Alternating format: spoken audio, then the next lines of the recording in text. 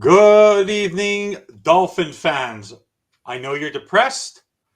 I know you're sad, but don't worry, we're going to make you feel worse tonight. Welcome to an episode of Fin Talk Overtime.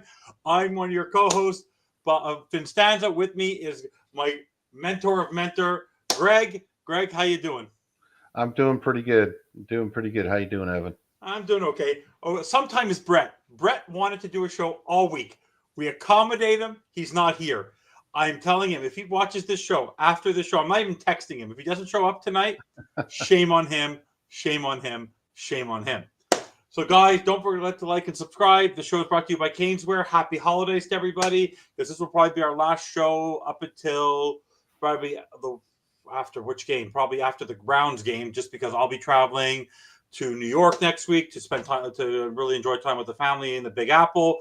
Greg's going to be going to the Aloha State to celebrate Christmas. I am super jealous, but so we're going to be taking a little bit of a reprieve because after this season, Greg, holy camoli, we need a vacation.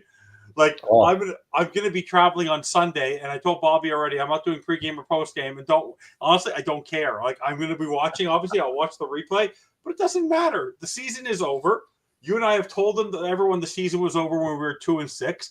Doesn't take away our love for the team. Doesn't take away our joy of the team. But everything we predicted that would happen when we said it doesn't matter how many games we win, they're going to fall into this trap, and they fell into this trap. So I got to spend 2.5 hours talking about the Dolphins on Sunday night.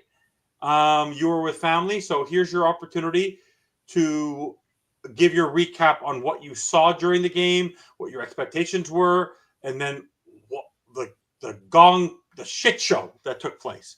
The floor is yours.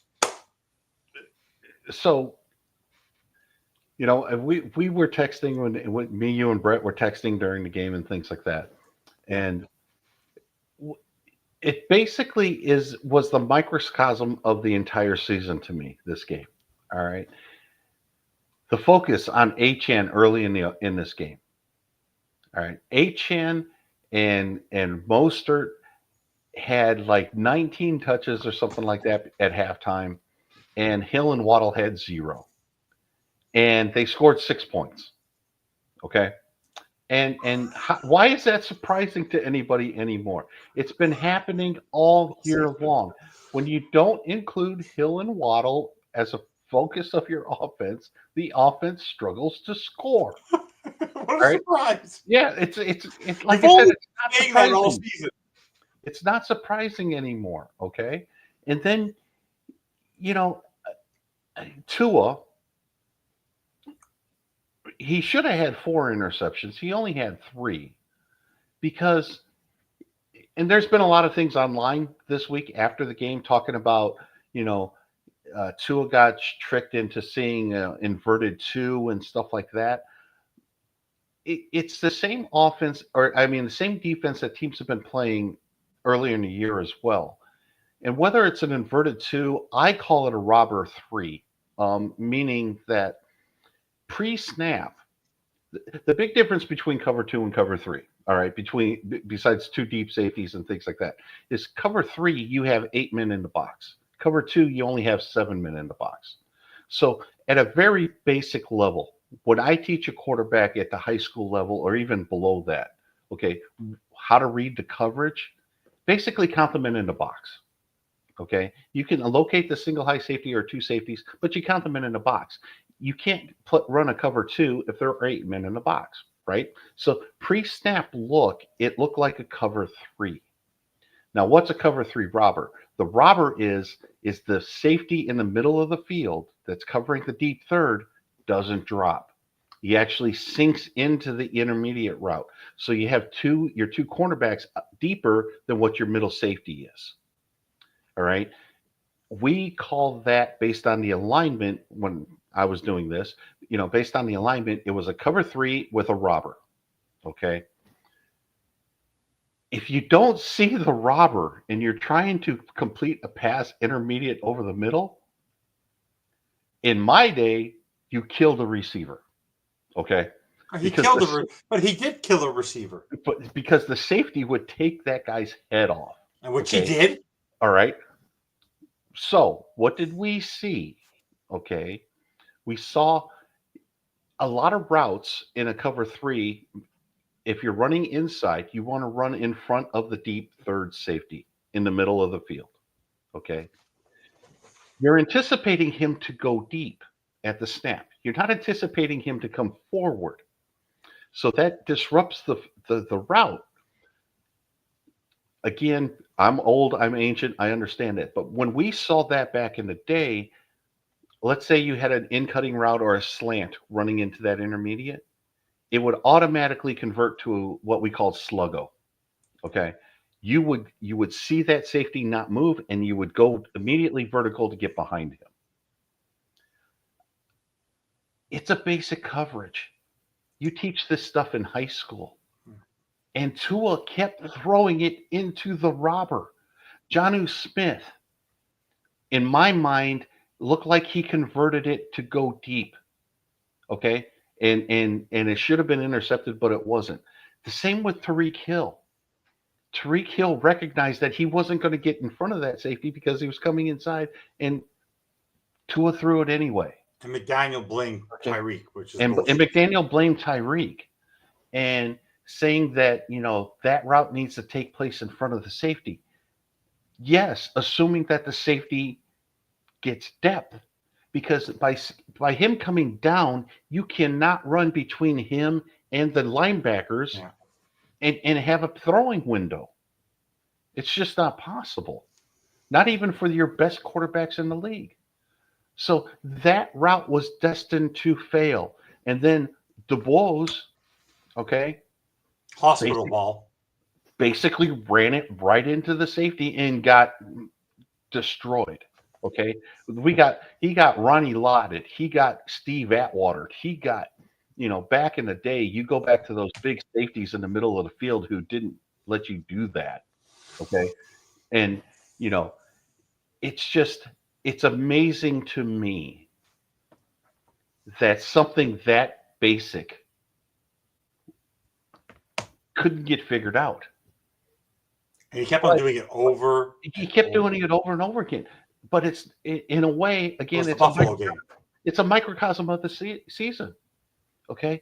There are basic things that defenses have done to Miami this year that Miami's coaches and Tua just haven't figured out. Now, the other, the one to end the game, the interception and stuff like that, it was an underthrow. People are blaming Tyreek Hill on that one too. He had the ball in his hands, bullcrap.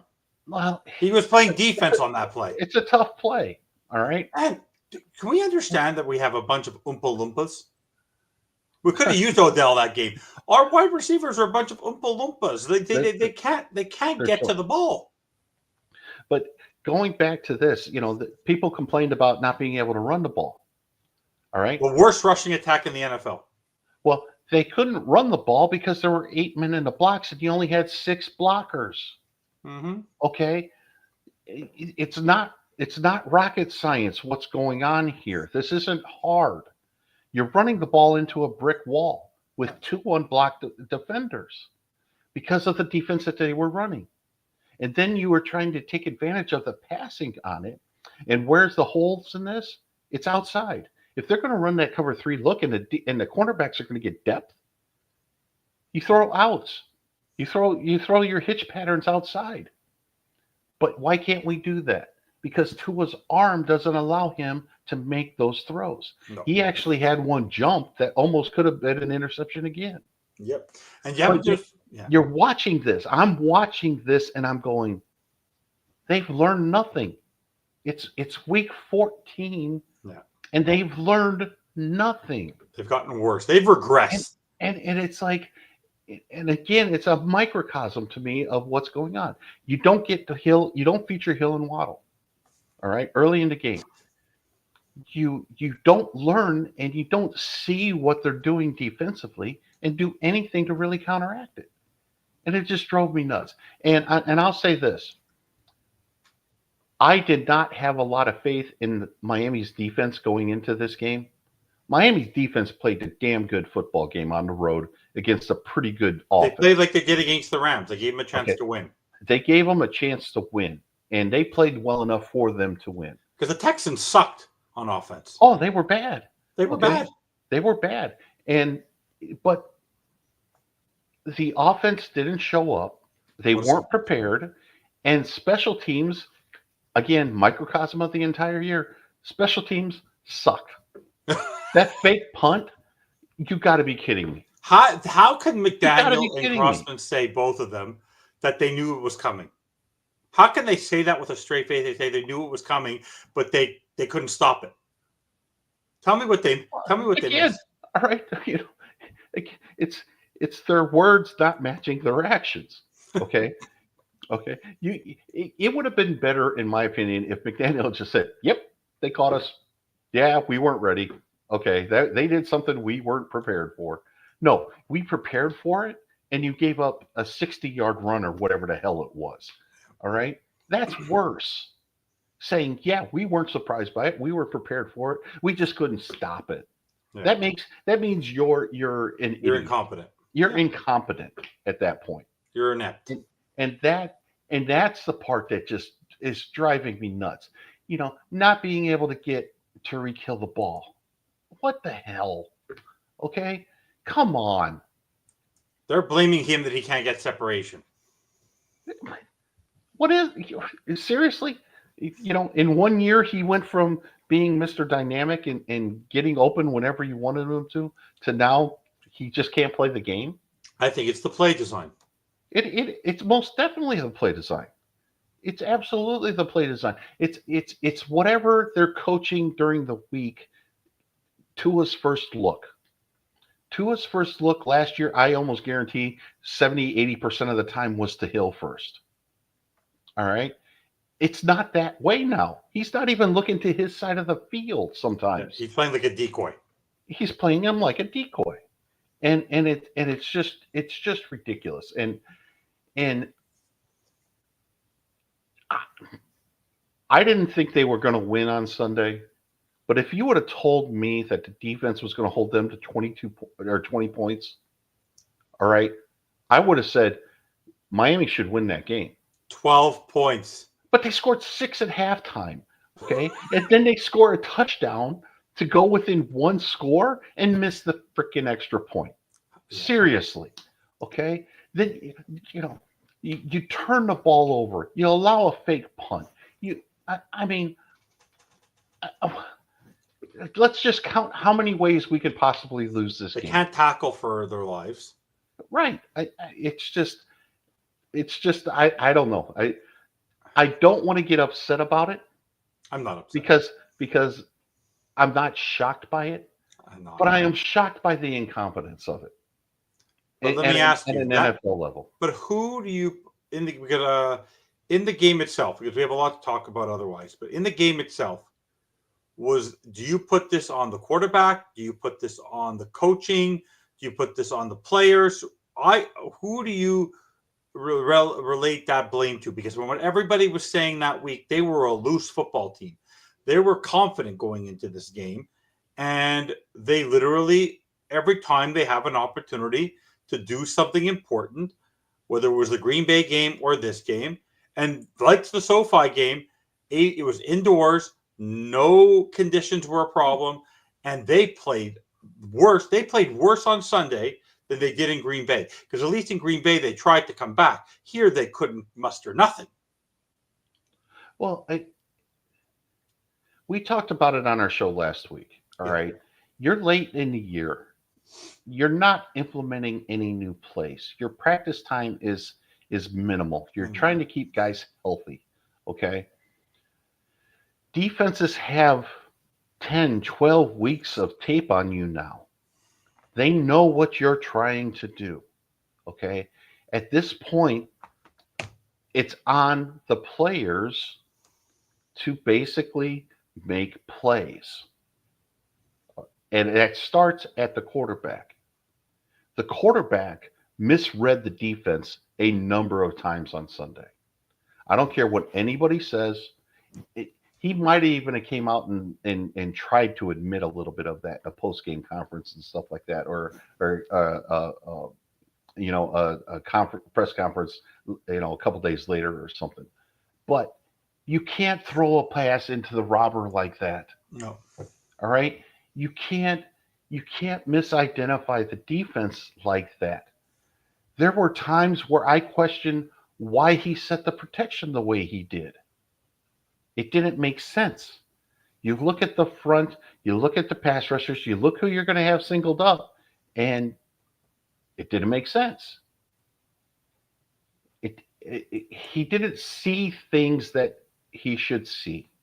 Now, that's I part think of he's a robot. Because I want to add to that. He's a robot.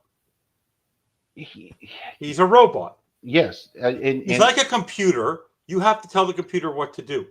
You sort of have to tell him what to do.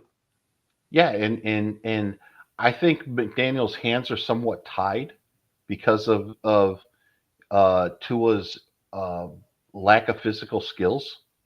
He doesn't have the arm. They could have completed. They should have been throwing outside the numbers all game. He can't throw outside the numbers. But he can't throw outside the numbers. So you're forced in this box, and the defense knows you're forced in this box, and they start taking parts of that box away. Your daughter just sneaked up. Yeah, it's fine. We're on live. Can you just? That's Greg. Wave to Greg. Hello. Hi. Hi. You're interrupting him, so can we let him speak? Can you continue? But no, so McDaniel's hands are tied because of Tua. All right. But Tua, on top of that, was just kept making fundamental mistake after fundamental mistake in this game. And 5 years into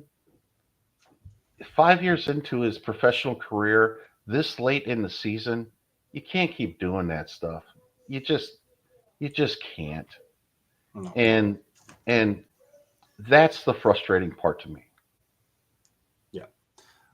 Talk to me a little bit about the offensive line. Jackson Carman, been in the practice squad for a while, total turnstile. Liam Eichenberg, he's always on the ground. No matter what, whether he makes a play or not, he's always on the ground. Aaron Brewer doing the best he can. Robert Jones, total disaster. Patrick Paul's a rookie. The fumble, everyone's putting that on Eichenberg and putting that on Eichenberg. But they keep on saying we're more worried than the offensive line than they are. But this offensive line, the two guards are in the bottom 7 of guards in the NFL. There are 64 guards. They're in the bottom there. They're in. I think going into at the end of last week. I think they were like 58th and 60th of 64 guards. We went from the number 1 rushing attack to the worst rushing attack. Explain to me what the heck is wrong with this offensive line. Is it pure talent or is it scheme? More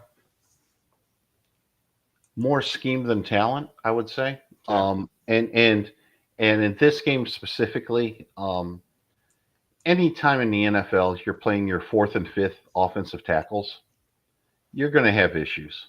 All right. We said it in preseason, or I've said it in preseason. There's 160 starting offensive linemen, and there's maybe 100 that you could count on and rely on. Yeah. Okay, so when you get into your 4th and 5th tackle on a team, they're not good. Okay, it's that simple. Now I don't want to interrupt you. We have some breaking news. Hold on 1 second. Ready? Hold on, everybody. Breaking news!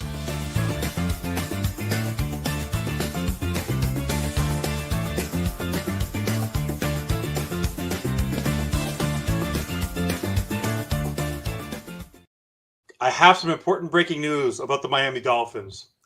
You ready for it?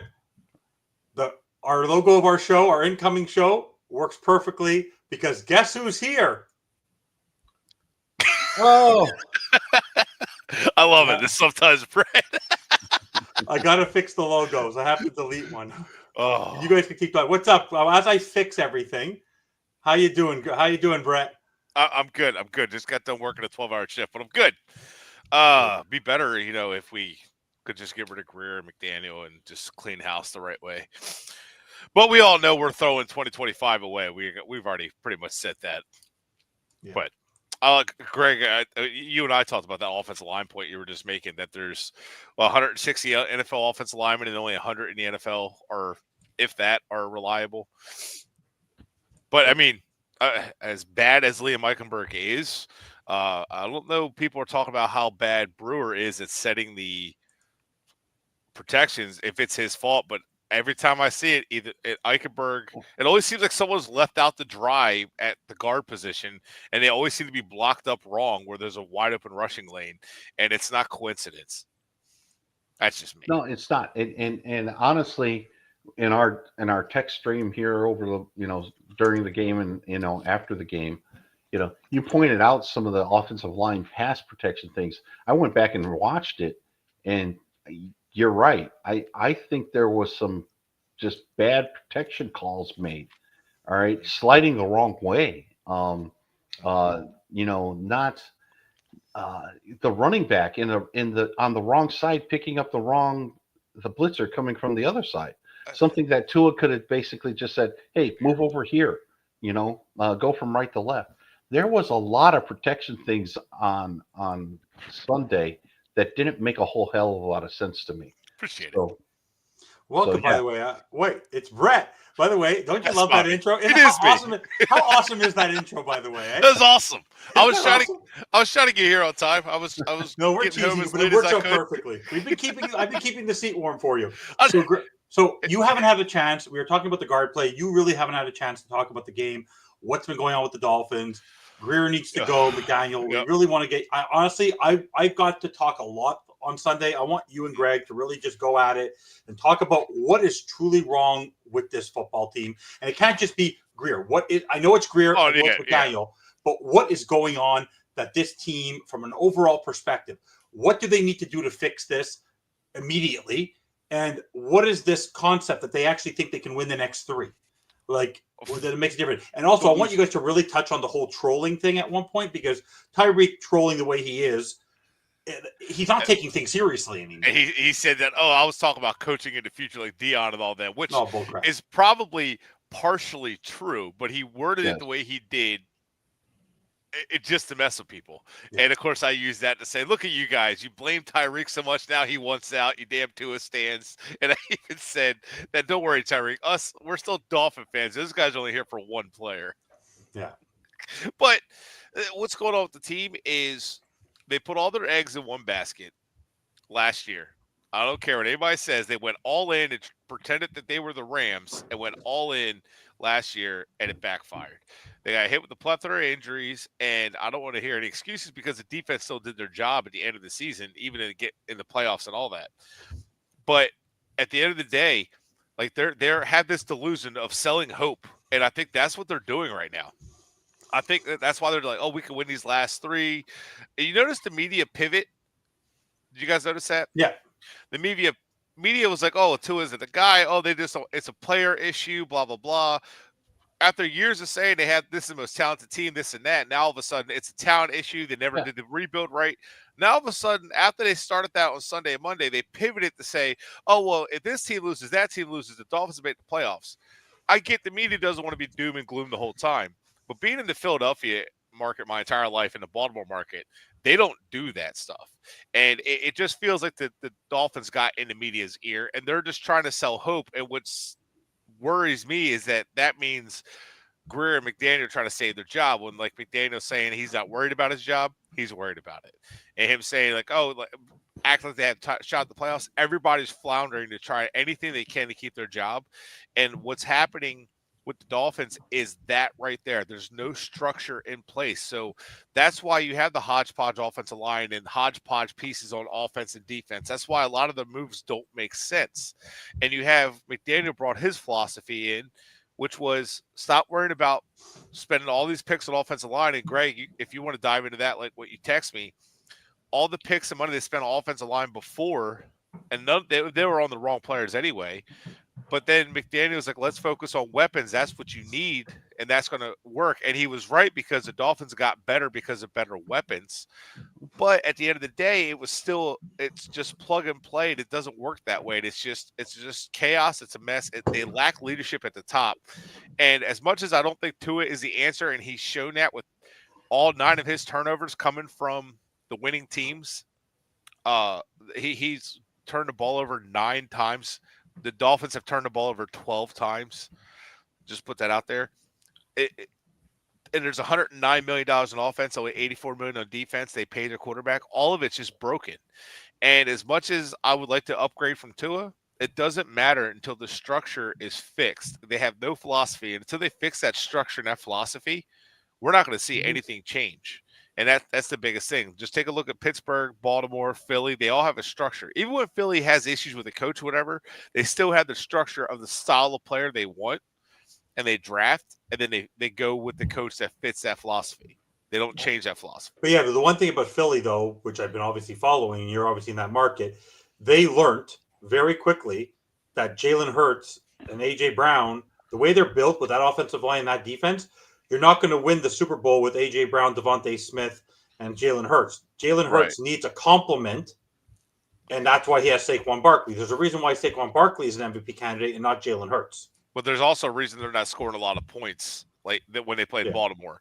And there's a reason, like they are a good football team. They're built very well. However, if there's a shootout or if their defense has a bad day, they're probably not going to shoot it out with many teams. Although they have some talent on their offense. Yeah. Well, and Detroit's just the opposite. Well, he actually finally made a boneheaded move, Campbell. Last week, he actually may have costed his team the game the way he coached it. He's made boneheaded moves the last 4 weeks. And now, by the way, I think their Super Bowl window might be in trouble. With no Montgomery, I don't think Gibbs can carry the load. No, hey. If you watch Montgomery in Chicago, he's a good running back. No, he's your power back player. He's a good player. And you know what? And yeah, so look who it is. You're an MVP, Bret. You're like you Johnny come lately around the block, but we still love you, Bret. Yeah. No, Detroit. I showed up on the show before Chubb came back. Just want to throw that out there. Or, guys, breaking news before Greg goes. Think about this. Not 2 years ago, I was fighting with Bret 2.5 years ago. I was the leader of the bandwagon. Yeah. And look where I am now. The bandwagon has been fully out canceled, and look where I am for the last year. You two must be, Bret, you must be so proud. I'm Darth Vader, and you must Greg be so proud of me. Steve Whipper. You must be so proud of me. I completely did a Seth Rollins on the Shield. Like, I just completely went with the corporation here. I have nothing good to say. No, but Greg, you were going to say? No, I was just going to comment on Detroit that they're they can't stop anybody, and if they weren't and if the NFC wasn't bad, yes, you know they would be nowhere in my opinion. But anyway, back to the Dolphins, who we really want to talk about. Bret and I have been talking about this for years. Okay. Before I joined the show and everything else, about how if the philosophy is wrong, you can't make it work. And part of my feeling with the Dolphins has been, and it's been this way for a while, is the philosophy is wrong. The way they build the team, the way they pick the players, the way everything else, what positions they put importance on, is just wrong. It's a flawed philosophy, and we continue to see it play out, especially at the end of years. All right. When depth becomes an issue at the end of a year because of injuries. Okay. When your lack of practice and your lack of implementing teams, when you can't surprise people anymore like you can early in the year, when that comes to fruition at the end of the year, you see it in Miami. There's a reason why Miami doesn't get better in December. And it goes all the way back to the philosophy. It goes back to the players that you select, why you select them, and what their limitations are, and so on and so forth. It all ties back to that. Miami has to get that fixed. All right. And in my opinion, Chris Greer is not the guy who's going to be able to do that. So what does Miami have to do to win these next 3 games? They got to win 2 cold weather games. Okay. Impossible. All right. And as good as Houston's defense is, San Francisco's is better, and they just got healthier. Okay. Are we going to have an answer for a cover 2? Are we going to have an answer for a robber 3? Okay. I don't know. All right, but they're about ready to go on the road for 2 cold weather games, and they're playing San Francisco at home.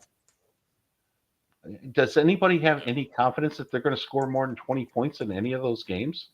No, Nope. because they haven't. No. Other than one Buffalo game, they haven't scored. Well, they scored 27 in that game. They haven't scored more than that. Like they're averaging 23.5 points per game with Tua at quarterback.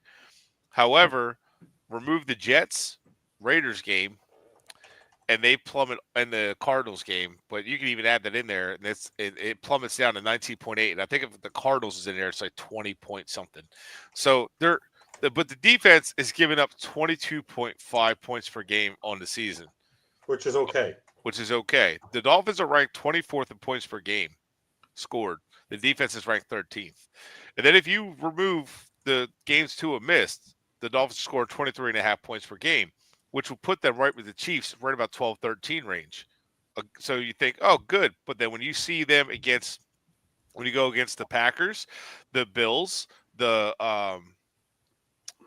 Texans, the Rams, it drops all the way back to 20. So it just shows you that they can't, the offense, like you said before, you can't measure this offense, this team against the bad. I mean, we can do that. Right. Everybody could do that, So if you measure them against the good teams, they're not a contender. And why do you do that? Well, because at the end of the day, the goal was to make the playoffs, compete in the playoffs, and make a Super Bowl. Well, you're not going to do that if you can't compete against the good teams. And that's what I keep seeing. Right. You measure yourself against the best. You don't measure yourself against the worst. Right. You don't say, "Well, I'm at least better than they are." No, you want to be at the top. Yeah. That's your goal. All right. And how long have we played let's just not be the bottom of the AFC East. Yeah, we can't unseat the Patriots. Let's just be second or third. And it was just like we were just happy being second or third. It was so frustrating. I do agree. Ross is a lot. Well, let me ask you about Ross being played. What is holding him back? From what? Making changes. Is it fear of the lawsuit? Is it fear because of his age? Older people don't want change anymore because he had to do that with Flores. Then that's part of it. Coach every 3 years. But how do you look at somebody who's been there since 2000 and literally took a rebuild where if you look at the first 3 years with Flores, the performance of the team on the football field was with way less talent, was more productive and saw more growth from that group than you did from this group in 3 years. And you see people chilling on the field. Like I said, the Tyreek trolling when you're 6 and 8 is not the time to be doing that. McDaniel being still able to laugh about it, Tua just being chill about it. I don't think they care. I don't think this team cares about winning as much as they say they do. I don't know that the team cares about winning. Sometimes I've questioned Ross's will to win. The lawsuit happened because he wanted to win. He wanted Brady. He wanted Sean Payton, and you see how that's working. But at the same time, you look at the thing with Ross. You play age is a factor. He doesn't want to sit through another rebuild and all that stuff. But sometimes it is what it is. Deal with it. I don't want to name drop because I don't have permission. One of the guys I know who used to cover the Dolphins has told me before that Ross does love Chris Greer, highly respects him, and I get that because and this is, agree with whether we like Greer or not. He had praise from Bill Parcells. When Bill Parcells got there, they promoted the director of scouting. Parcells worked with Bobby Greer, although there's word that Bobby Greer and Bill Parcells had a falling out, but I don't think he took it personal with Chris Greer, and he promoted him, and it was a nepotism, honestly, and Ross thought highly of him because he chased Parcells. Remember, he always looked for somebody after that. That's why he put Tannenbaum in that spot. He was always looking for that football guru. So, and honestly, Cliff says Greer kisses Ross's butt, but it's not wrong. And Greer's a yes man, but I think while Ross is running his business and running Michigan boosters, Greer's now the one running the team. Him and Garfinkel. So I think that's the power struggle's always been there, and Greer's always fought and tried to get. And I feel like that's a big part of the problem. But I don't think Ross has it in him. I think he respects Greer so much as a person. He's having a hard time firing him. But this is a professional business, and it's a business. You can just say, "Hey, man, Well, I appreciate all your time here, all the work you put in, but you got to go." It's based on performance. See you later. no, all right. I am an old man. I'm all right. I'm 53. Okay. I think it's an old man getting bad advice from other old men, and they don't see how the game has changed.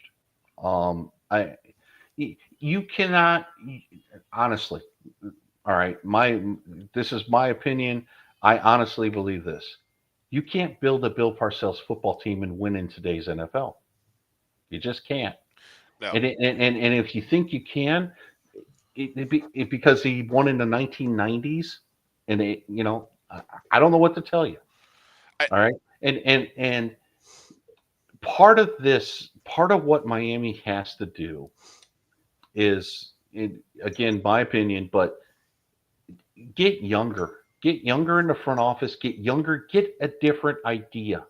mhm. They've been trying to do the same thing for 20 some odd years. Yeah. All right. It's the philosophy of taking Jake Long, an offensive lineman, when you need a quarterback. I was just going to say that. All right. It's the idea, it's the thought of taking Ronnie Brown when you need a quarterback. Okay. It's when you have that persistent thought package, when you draft defensive tackles in the first round, when you draft centers in the first round. Miami's the only one to draft a center in the first round in the last 30 years, I think, or something stupid like that when they took Mike Pouncey. All right. There's a reason it's not working, and there's a reason why other teams don't do it that way. Because they put importance on the positions that matter. Miami doesn't, especially in the draft. And what does that do to you? It basically makes you spend a shit ton of money in free agency on the positions that matter. Or do you miss on? All right, and that's why Miami's in the position that they are. They Even if they draft well, they draft the wrong positions early. Mhm. All right, and you can't just keep messing up like that. All Yeah. right, the one pick. This is the one pick in this whole thing that just still pisses me off is Austin Jackson at 18. Oh, Austin, I was going a Austin, different direction. No, well, just kidding. But Austin Jackson, Jackson's our bet. There's a reason why our zone running isn't working because it's around Austin Jackson. but Austin Jackson was picked to be the starting left tackle for the next decade. Because he couldn't do that, you had to go get Terrell Armstead, Toronto Armstead, yep. Teron Armstead, okay, which cost you a ton of money. And because you took an offensive tackle, Wait a minute. okay, at number 18, instead of somebody like Justin Jefferson, which me and a bunch of other people were screaming for, you then had to go and trade multiple first round picks and sign Tariq Hill to a massive contract. Mhm. All right. The year after, One or the draft same pick. year. Sorry, Greg. Sorry. I was going to say, one draft pick made you spend about $60 million a year in free agency and use draft capital and trade to do it. And on top One of that, mistake. Greg, what, 2 firsts to get Jalen Waddle? And people always say, "Oh no, that wasn't really 2 firsts. They Yes. got that." No, it was 2 firsts because they had the third overall pick and trading down. A buddy of mine's a San Fran fan, and he's like, "Dude, the Dolphins just traded. We just traded with the Dolphins at the third pick." And I was like, "Oh shit!" I turned the news on and I saw it, and I was like, "Oh, this is smart. That's smart to do that. Get some extra picks. This is great." And then we trade back up in the sixth for Waddle, and what are we doing? And I liked Waddle, but Jamar Chase, I would have just stayed there for Devonta Smith for the same pick and would have got the same level player. I like Devonta Correct. Smith. I like Jalen Waddle. I like them in the role they are. Devonta Smith, he's been a stud in Philly as a second receiver, right? I would have spent 1 first-round draft pick on Devonta Smith, not 2 first-round draft picks on Waddle, and had another pick to draft something else. So, Right. like you're saying, Greg, even when they draft the right player, somebody said this back in 2018 and with Wilkins, even when you draft a good player, it's still wrong because Jeffrey Simmons was better. There was Vita Vea and Derwin James were better than Minka, in my opinion. Splitting hairs on that one, I guess, for some people. However, even when they're right, they're wrong. And they can't afford to miss because they're wrong so often. Sorry, I had to. You're right. No, exactly. And we've talked about this for several years now. It's just when the philosophy's wrong, even if you make good picks, it's not gonna. You're not gonna get to where you want to go. No. And we keep seeing it over and over and over again. And again, all of those mistakes that you make in your team building philosophy show up in December. Mm-hmm. Because that's when you have injuries. That's when depth matters. That's when And that's the frustrating part there. yes, I mean and you can't spend your way out of it, which is what they continually try to do because they keep messing up the draft. And I think Ross is so willing to spend, and that's where I think I give Ross a lot of passes because he is like, hey, if you want to trade a pick for and go get Tom Brady or spend all this money for Tom Brady or if we have to give up a pick for Sean Payton, he's willing to do things like that where he doesn't want to get in the way of that, where he's like, hey, if you want to go make a great move, do it, and obviously he's an owner. He has to think about money and put butts in seats, and that's why he does a Formula One. So right. The butts and seats. Well, wait. You haven't seen Greg's gift for because he's a ticket holder. Did you see what he got? That's what he got. Oh, a wow. little Yeti. That's what they get. A little Yeti. $1,000 for a Wait, little is that Yeti. an actual Yeti though? It is an actual Yeti. Oh, okay. Yeah. All right. So the actual. Okay. Yeah. Okay. All right. So it's $30 instead of the 15 because it has Yeti on the bottom of it. Well, hang on. It's $50 because it has a trademark logo on it. Oh yes. But like this whole thing, there's something else that drives me nuts with Greer, and I think this is where the philosophy is even more broken. I've said it before. I think Greer is a very lazy drafter. I don't know. I don't want to talk about the scouts. I've met scouts on the road multiple times, and I've talked to them, and those guys are. First of all, they're just cool guys. They all, from all teams, work together, talk to each other. They're not like, no, I'm not sharing notes. They talk to each other, right? They're on the road together a lot. They're at the same colleges a lot. So the thing is, with talking with them, I feel like Greer doesn't listen to his scouts or doesn't do his homework. And part of the reason is, I believe that, is all the way back to his drafts in 2016. You could almost count on one hand how many players he's taken, especially the first 2 days. When I say first 2 days, I mean picks basically 1 through 4. Let's just say that he's taken for outside of the Power 5. Now, we're not even talking D2, D3 guys. We're talking outside of the Power 5, not even FCS or nothing. So if you're not in the Power 5, he's not looking at you. And I think that's very lazy. So that means if the Khalil Mack were to fall in his lap, he's not touching him. Like one of the only players he's drafted and he actually worked out was Robert Hunt. And I think you do yourself a disservice by doing that. You have to look all over the place. There were guys at the Senior Bowl I was looking at. As soon as I saw the helmet, not on Helmet Scout, as soon as I saw the helmet, I said, Greer won't touch him. I was talking to a buddy of mine there, and I said, I'd love to have him in the Dolphins, but Greer won't touch him. Well, why is that? He's outside of the Power 5. He's only drafted one player outside of the Power 5, and that was Robert Hunt, and who just so happened to be his best offensive lineman he drafted. And so to me, that's like you're pigeonholing yourself where you're helmet scouting, and that's very lazy. I've always said that. Like, oh, Alabama receiver or Notre Dame offensive lineman, they're going to be great. And then you get Liam Eichenberg. There's no coincidence there. And he trades up over Creed Humphrey to get Liam Eichenberg. Now, my problem with it is... So he wouldn't have taken Josh Allen. No. He had a chance to. They were fighting over that. Tannenbaum wanted to trade up for him. And Gase wanted Baker Mayfield. And they all couldn't agree at 18 or at their pick, and they couldn't agree to move up or whatever. And then when their pick came, the trades obviously were out the window. And they were fighting over Lamar Jackson, whether they should do it. And this player, so Greer stepped in and took Minkah Fitzpatrick. Took a safety or a nickelback, depending on how you look at it. But how crazy did we, after Holland leaves, we're really going to have nobody left in our secondary that we've drafted. Yeah. How pathetic is that for the amount of corners he's drafted? Now, somebody pointed out, I wish I had his log or his name. he pointed out that Holland is playing out of position, and I'll give him a little bit. I'll give him credit there because that does feel like he is because Poyer's kind of pigeonholed to his position. How bad is Poyer? Holy crap! But I feel like Holland just. I feel like Holland quit after Fangio. I feel like Fangio called I think him out after and he Brandon quit. Jones left. Yeah, but He I like feel playing like with Brandon Jones. Do you see what Brandon Jones is doing in Denver? Yep. I also see what Andrew Van Ginkel's doing. And on that topic real quick, that's another failure by Greer. Yeah. I do not mean by any way if Andrew Van Ginkel got a contract offer and said, no, I'm going to Minnesota, I want to play for Flores, all that. I want to go near my home. That's not Greer's fault. You want to go near home, you want to go play for Flores, fantastic. Go get your money, whatever. But he didn't even offer him anything. And it's a petty thing. And if you go back and look up what Kyle Van Noy said about there was infighting, and they said that he was Van Noy was the GM's pick, and there was a whole lot of fighting between him and Flores. And he said later on maybe he'll write a book and talk about it. But there was a lot going on there, and that tells you right there. And then all of a sudden Van Noy was cut and all this and that.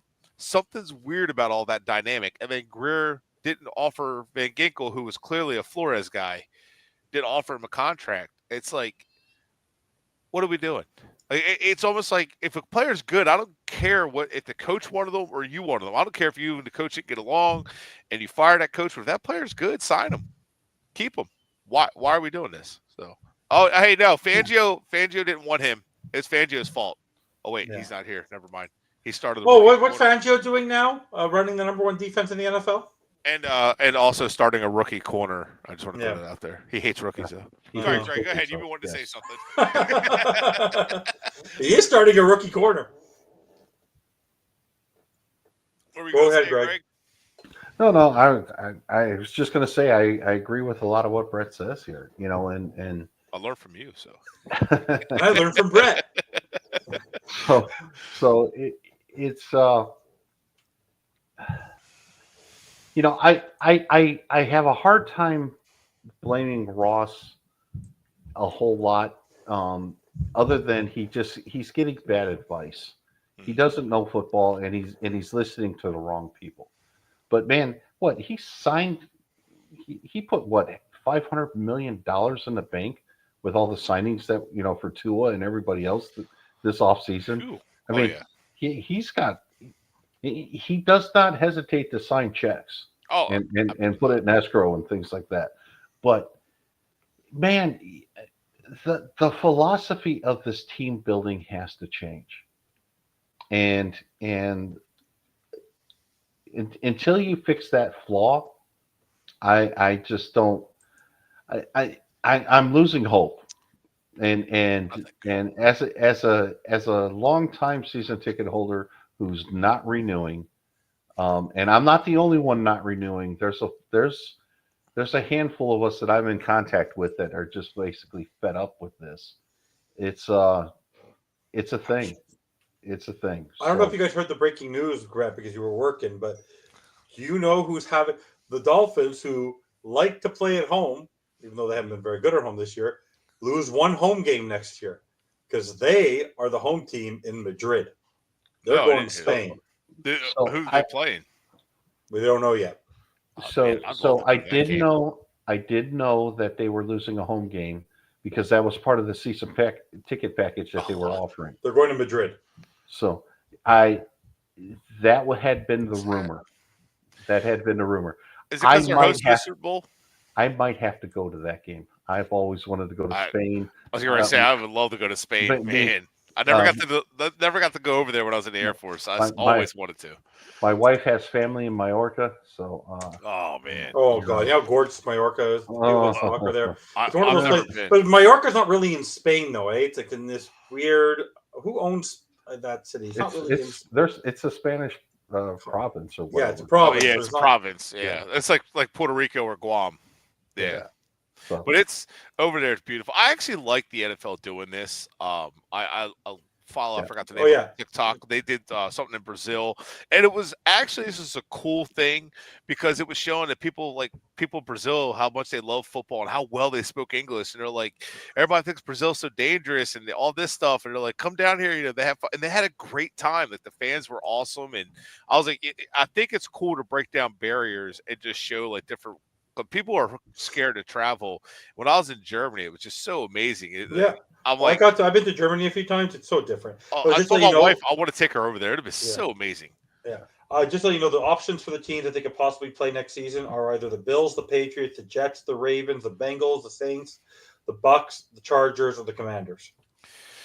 Well, if the trio's back next year, it won't matter who we play anywhere. Yep. But let me ask you about the famous trio. Okay. Let's say I do have a question for Greg if we have time. okay, but let's talk about the trio. Yep. If it's an easy question, yes or no, or if you want to elaborate. If we win out, like and they're 9-8 and they have a winning record, we know they'll be back. If they lose the next three in embarrassing fashion, okay, what record will be enough for for Ross to fire them to clean house, or to fire at least one? What would it take? Is it a losing record? Well, or what is it that it's going to take Ross to actually see the light and fire them both? Well, Or at least fire Greer. He already lost primetime revenue, right? I mean, yeah, a lot of primetime revenue. Which I mean, like it's shared, but there's other ways that they make revenue on that.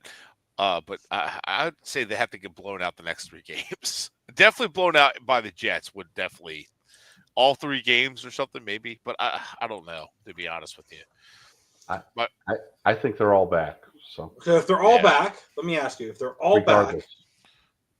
back, and you believe they're all going to be back no matter what, so you're telling me they finished with a 6-11 record, they're back? I think they'll have enough excuses to make. What's the excuse? Tua got injured early. That's the second excuse. But that's 4 games. You're still, even if you flip it on the 4, you're still only finishing 10-7. You're in 7th place. You're playing your 4th and 5th offensive tackle. That's drafting. Jalen Phillips got hurt. Chubb was never ready. Aiden Hutchinson has been out for weeks. What's his name? He retired on us. It's just gonna Shaq Barrett, and then they blocked him. Don't you love that, Brett? You haven't even heard it. We haven't even talked about that. He never told McDaniel or Greer that Barrett wanted to come back. Yeah.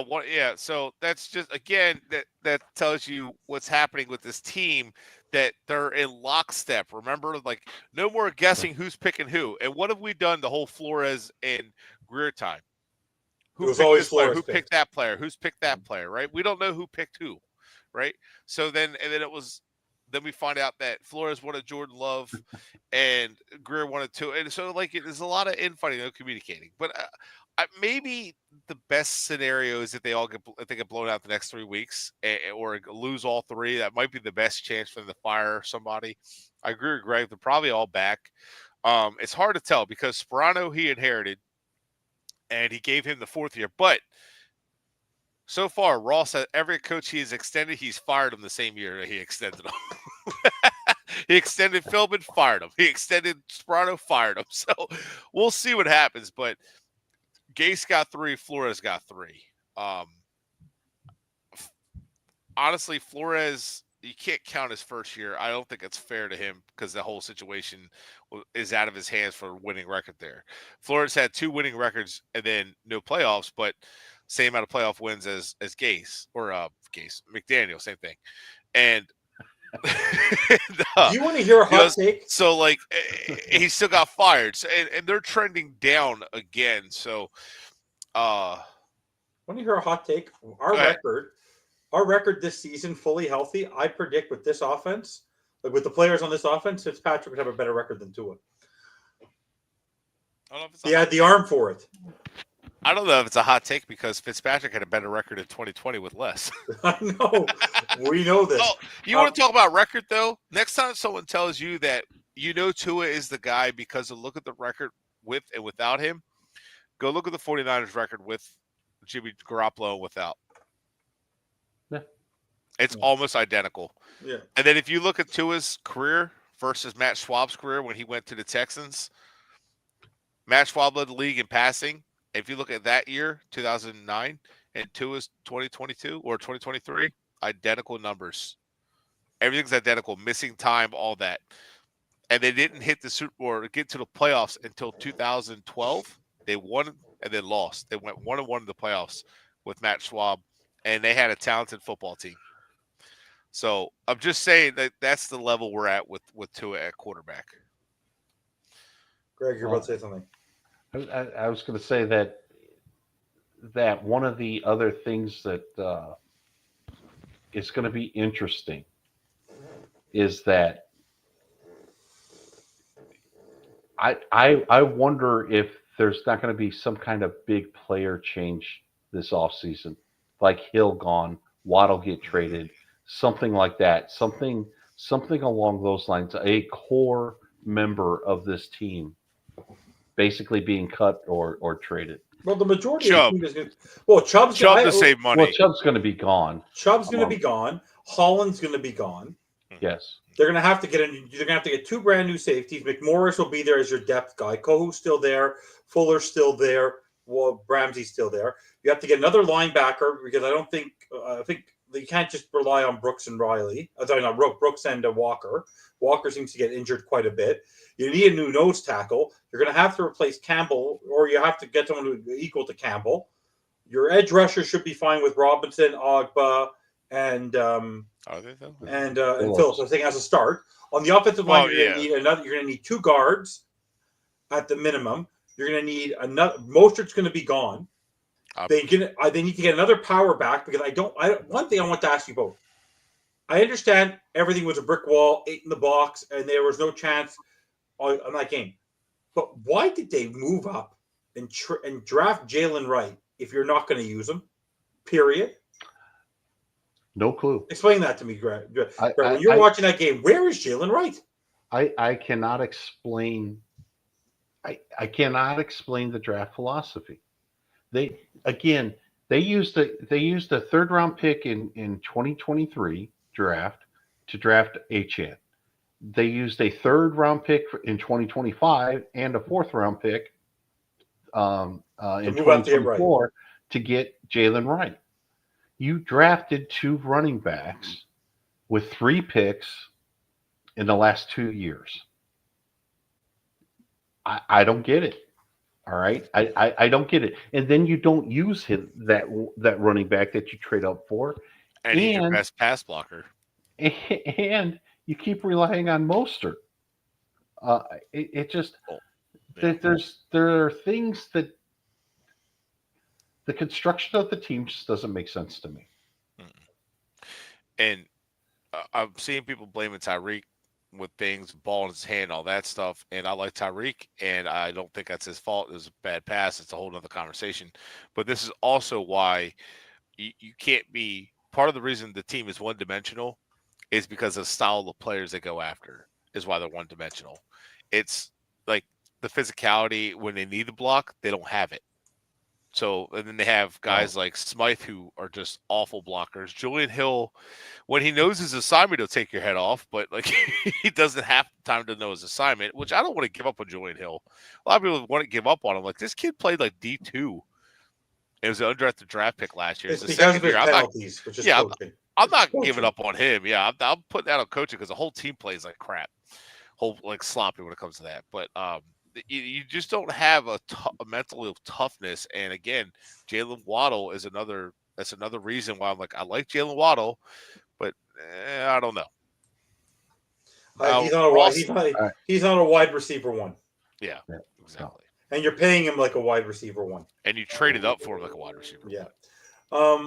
If they all come back, go ahead, Greg. I was going to say, what did you want to ask, Bret?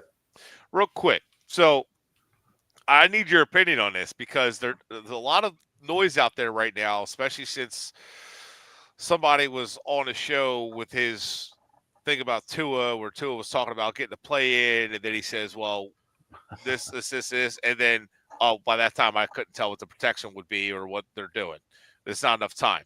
So with them taking so long to get the play in and all that stuff, you want to touch on that? You already know what I'm going to ask. Like, What do you think is going on with all that? No, so one of the amusing things that's happened this week to me is stuff that the three of us have been talking about for 12 months is finally starting to percolate among some of the other people We're getting it. who have podcasts and things like that, right? Okay. Yeah. All right. So, yeah, they're finally realizing that McDaniel's not getting the play in on time. Oh, Yep. wow, shocker. Okay. They're finally saying, "Hey, maybe we don't need all of these motions and shifts anymore." Oh, wow, shocker. Okay. Where have I heard this before? Okay.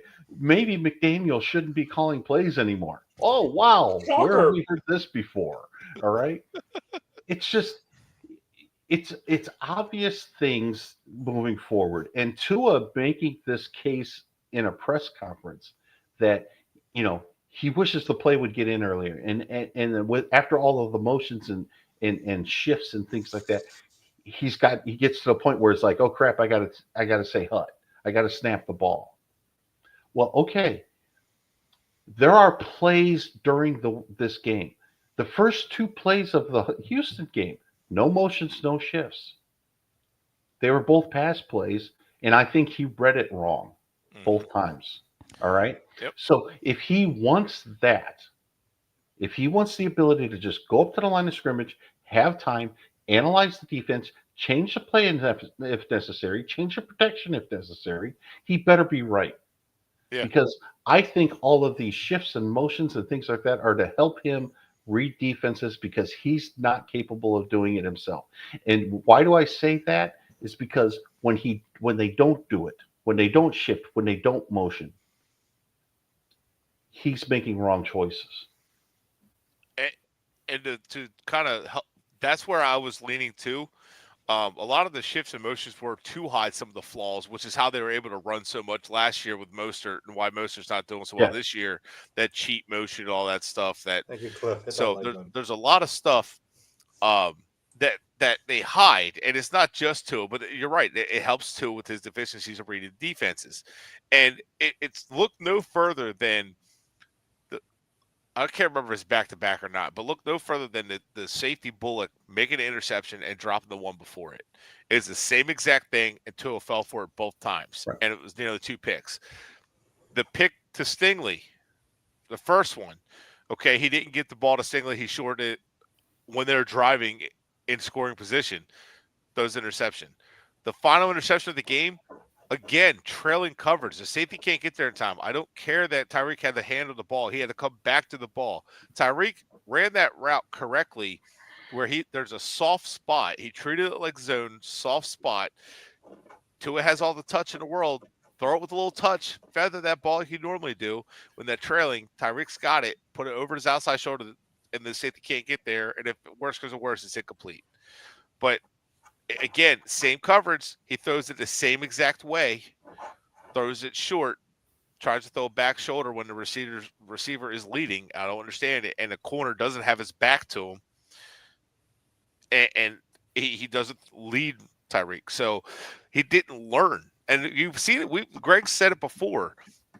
How many times has defenders dropped the football? He said it in games before, like, if defenders catch the football, the Dolphins are going to lose big. And I remember Greg has said that a couple times. Like, there's so many times defenders get their hands on the ball, but they drop it. It's almost like Tua is just lucky in those senses. But like that's why interceptable passes is a stat people use, because it just means basically how many times you read it wrong and the defense had a chance at the ball. You're just basically taking a chance away from your receiver. And groups like PFF, whether you like them or not, take those types of things into consideration when they do their grades.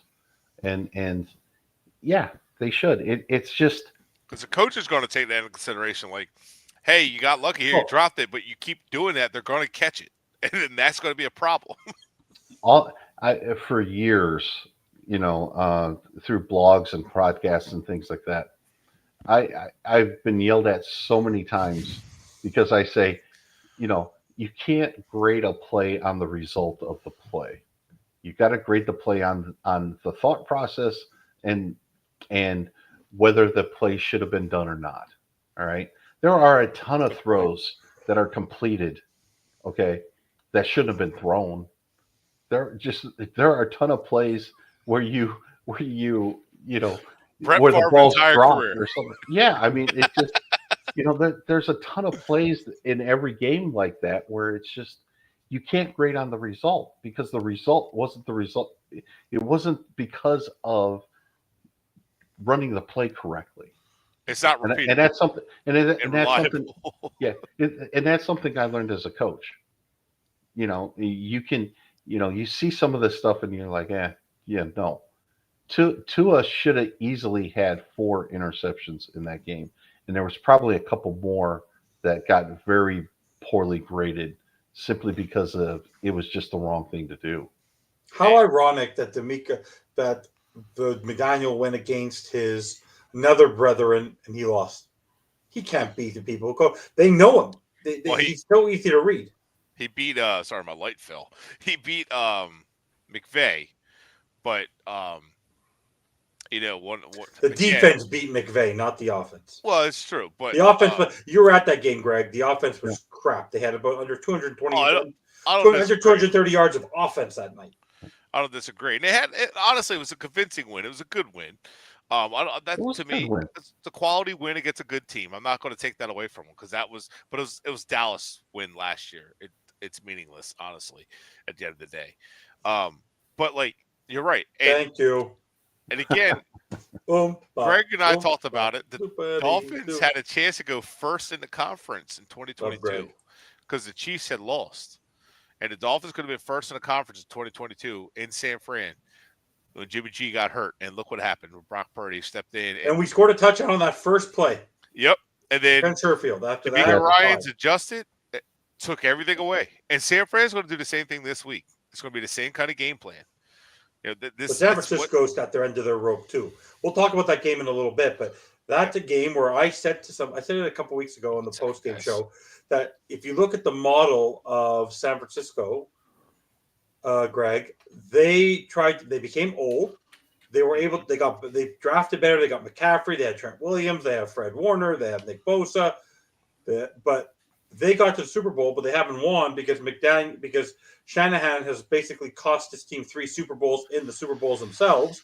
But if you look at the method on what McDaniel has tried to do and try to follow that sort of concept, trying to copy Shanahan, even though he's not Shanahan and he never will be Shanahan because he's never been an offensive coordinator in his life. If you look at the model we're basically trying to copy the San Francisco model from a couple of years ago. We're just a couple of days late. It's like you going to buy beta tapes when VHS was popular, and you think beta is still cool. That's my problem, is that McDaniel is playing with a scheme or an idea that worked a couple of years ago. It doesn't work in this NFL anymore. I think McDaniel's fresher. No, how is this fresh? It's boring as all hell the way he's coached last week, last 5 or 6 weeks. The scheme to be successful requires certain skills at certain positions. Yeah. Okay. And right now, Miami does not have the skill at the right positions to make it work. And those right positions are tight end. You need a stud blocking tight end to run an outside zone, West Coast running scheme. All right. And you need a better running back. That's sorry. Why they're so much inside. I'm sorry. I've been saying it all year. I've been saying it since last season ended. Miami needs better running backs. Okay? I like Achane. That is mid. I said it when Achane was drafted. Right. If you use him in a James White role or in that style of role, he's perfect. A perfect fit for the system. Take him in round 3. It was perfect. It was great. And as a receiving back with the screens, but you need a stud running back. Yep. If you had Jonathan Taylor and Achane, oh my God. Except Jonathan Taylor drops the football before walking into the end zone. What was that? Yeah. How does somebody do that? How many players are going to drop the football before crossing the end zone? It happens every year. HN number 1 DSG as a receiver, not as a running back. I love when they had the ball and they try to plug it up the middle on the 1 yard line. Their best call is to put HN up the middle. Are you crazy? Are you crazy? And now, I don't know if you saw H.A.'s college film. He actually does get pretty good push. He's a sprinter. He has some powerful legs. College is not the NFL. Well, I know, but he has some powerful legs for a little guy. However, he's not. I want to see him like work done in Atlanta with T.J. Duck and work done because that was a formidable. No, duo I talked right about there. this forever. My best friend's team is Tampa. You had work done, but that's why you had Mike Allstott. Yes. There's a reason why you had Mike Allstott. Right. Mike Allstott never ran the ball until it got inside the 20. Yeah, right. And work done to chipped away, Yeah. and he had good stamina and ran, but he was also a shifty and creative back. Yeah. The thing is, we do need another running back, and our tight end room is, and people are gonna kill me for this, but let me get through it. Our tight end room is awful, and I know people are gonna say, "What about Jonnu Smith? What about Jonnu Smith?" I'm not counting him in the tight end room because he's not a tight end. He's not an inline tight end. He's a slot receiver. Right. He is a versatile weapon. He's been a fantastic weapon. He's been better than I expected as a receiver, which I knew he was a good receiver, but he's been fantastic. And I love the addition of Jonnu Smith. He offers dynamic. He offers the ability to, but he's not going to offer you that ability from inline, and that's fine. There's nothing wrong with that. He's a good weapon. We need an inline tight end. We need a guy who's just that could break some heads at the line of scrimmage at tight end, and be a receiver, or at least just bust some heads at the line of scrimmage and be a dominant tight end blocking. We don't have that at all. His name is Brock Bowers. I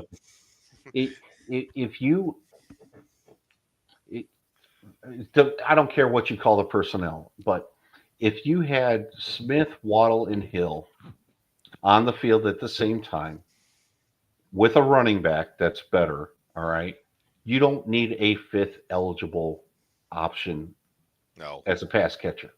You need somebody to block. Mm-hmm. All right. If you want to say that this offense is a combination of the LA Rams offense and the San Francisco 49ers offense, or the West Coast offense, or whatever, right? The greatest show on turf had a 285-pound tight end who caught like 10 passes a year, but he blocked the crap out of people. Mm-hmm. Okay. What was his name again? Was it Brandon Williams, right? Or no, it was a Hawaiian Samoan. Well, you're talking about Mali Maliuna. Yes. Yeah. All right.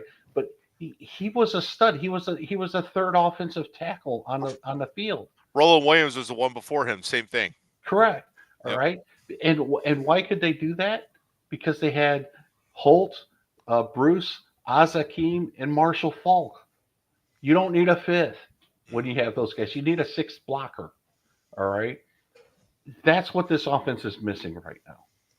If you had that person, you could set the edge. You could run outside zone. But you also need a better running back. Right. And I'm sorry, DSG, if that's triggering you. No, he's mid. Yeah, he's mid. You know what they said? When you talk about the Rams offense, and when you mentioned that, and Kurt Warner was a fantastic quarterback, played well, but that system worked with Trenton Green as well. Worked for a little bit with Mark Walger. They had, like you said, they had elite wide receivers who got open with speed, and then they had a good running back, a dynamic running back who's just unstoppable. And that was hard. And then you go look at the Colts, same thing. They had a fantastic running back in Edgerrin James, and they had two fantastic wide receivers. Right. Again, the difference between the Colts with Edgerrin James and Marvin Harrison and Reggie Wayne and Isaac Bruce and Torrey Holt and Marshall Falk, okay? Compare that to Achane, Waddle, and Hill, all right? The other two teams, they did not want James or Marshall Falk to touch the ball. Against Miami, defenses are Achane, touch it all you want. Yep. Because your offense isn't going to be any good. It's true. And Edgerrin James, he was a good running back. He was a good receiver. Yeah. He was an all-around running back. And, all right, the Colts are going to line up, and they're not going to throw the football. They're going to run the football. Well, we're gassed from chasing the receivers and big passing plays, and now they're going to gash us with the run, and Edgerrin James is going to run you over with power and speed. There's a combination. And he's going to he just had it all. And same thing with Marshall Faulk. Marshall Faulk's going to line up out wide. Oh God, put a linebacker on him. He's going to outrun your linebacker. Put a corner Right. on him. Well, hopefully your corner doesn't try to get physical with him because he's going to out physical your corner. So it just create all these mismatch problems. And these offenses, like it just created so many problems. And it's just proving I'm just further expanding the point to help you there. But like you can go back a ways and find these running backs.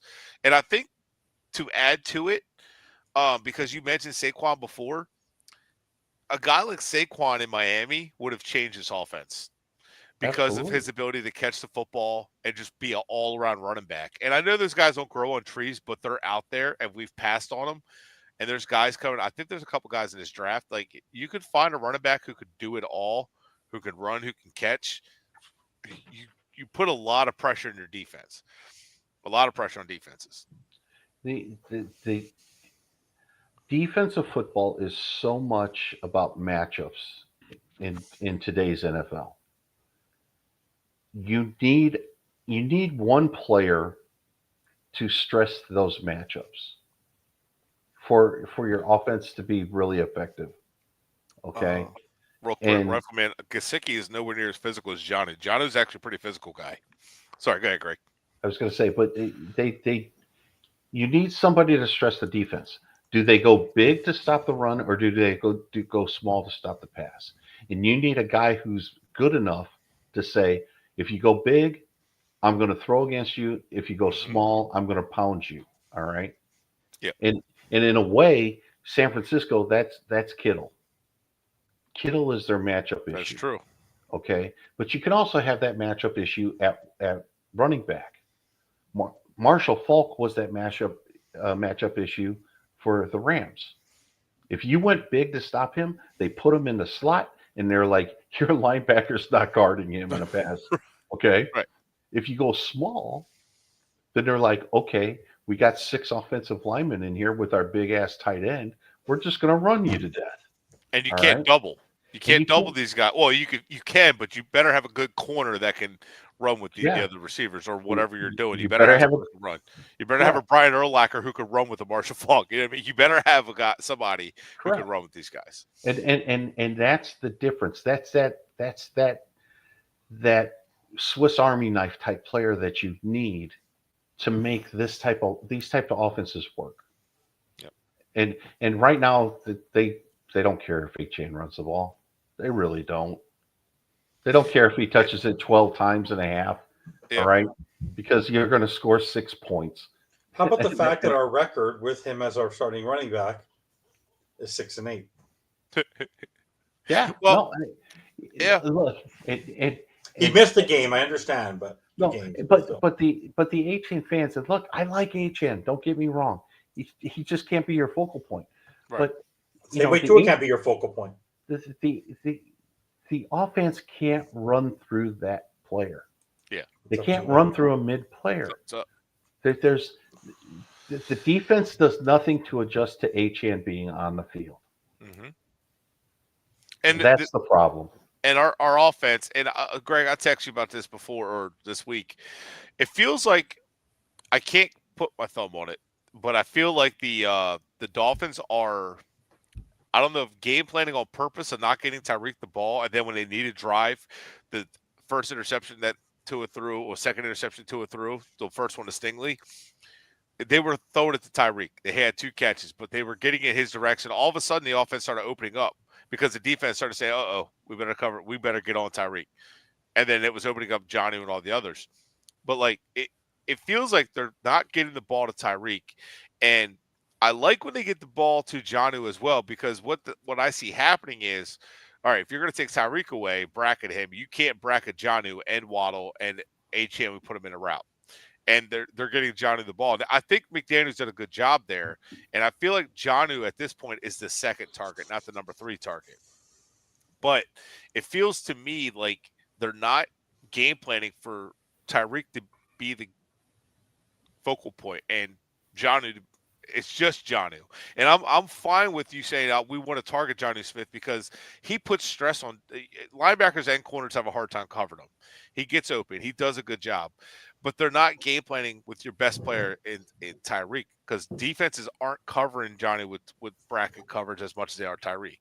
So to me, but then at the same time, I feel like Tyreek's been open plenty. Tua gets flushed out of the pocket and short hops it. Like you said, Tua made an awful throw outside the numbers on the outbreak and route. And I know we can sit there and say, well, why are we throwing it to the Tyreek outside the numbers when that's Tua's weakness? Well, I understand, but at the same time, you can't limit your offense by taking everything out like that he can't do. So to me, it feels like McDaniel's not game planning, but then it also feels like Tua's not targeting the Tyreek because we saw it in Green Bay. Tyreek was open a lot. McDaniel had some answers against how Green Bay was rolling their safeties.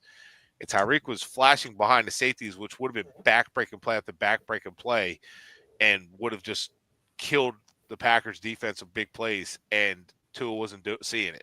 Tua couldn't get the ball there anyways.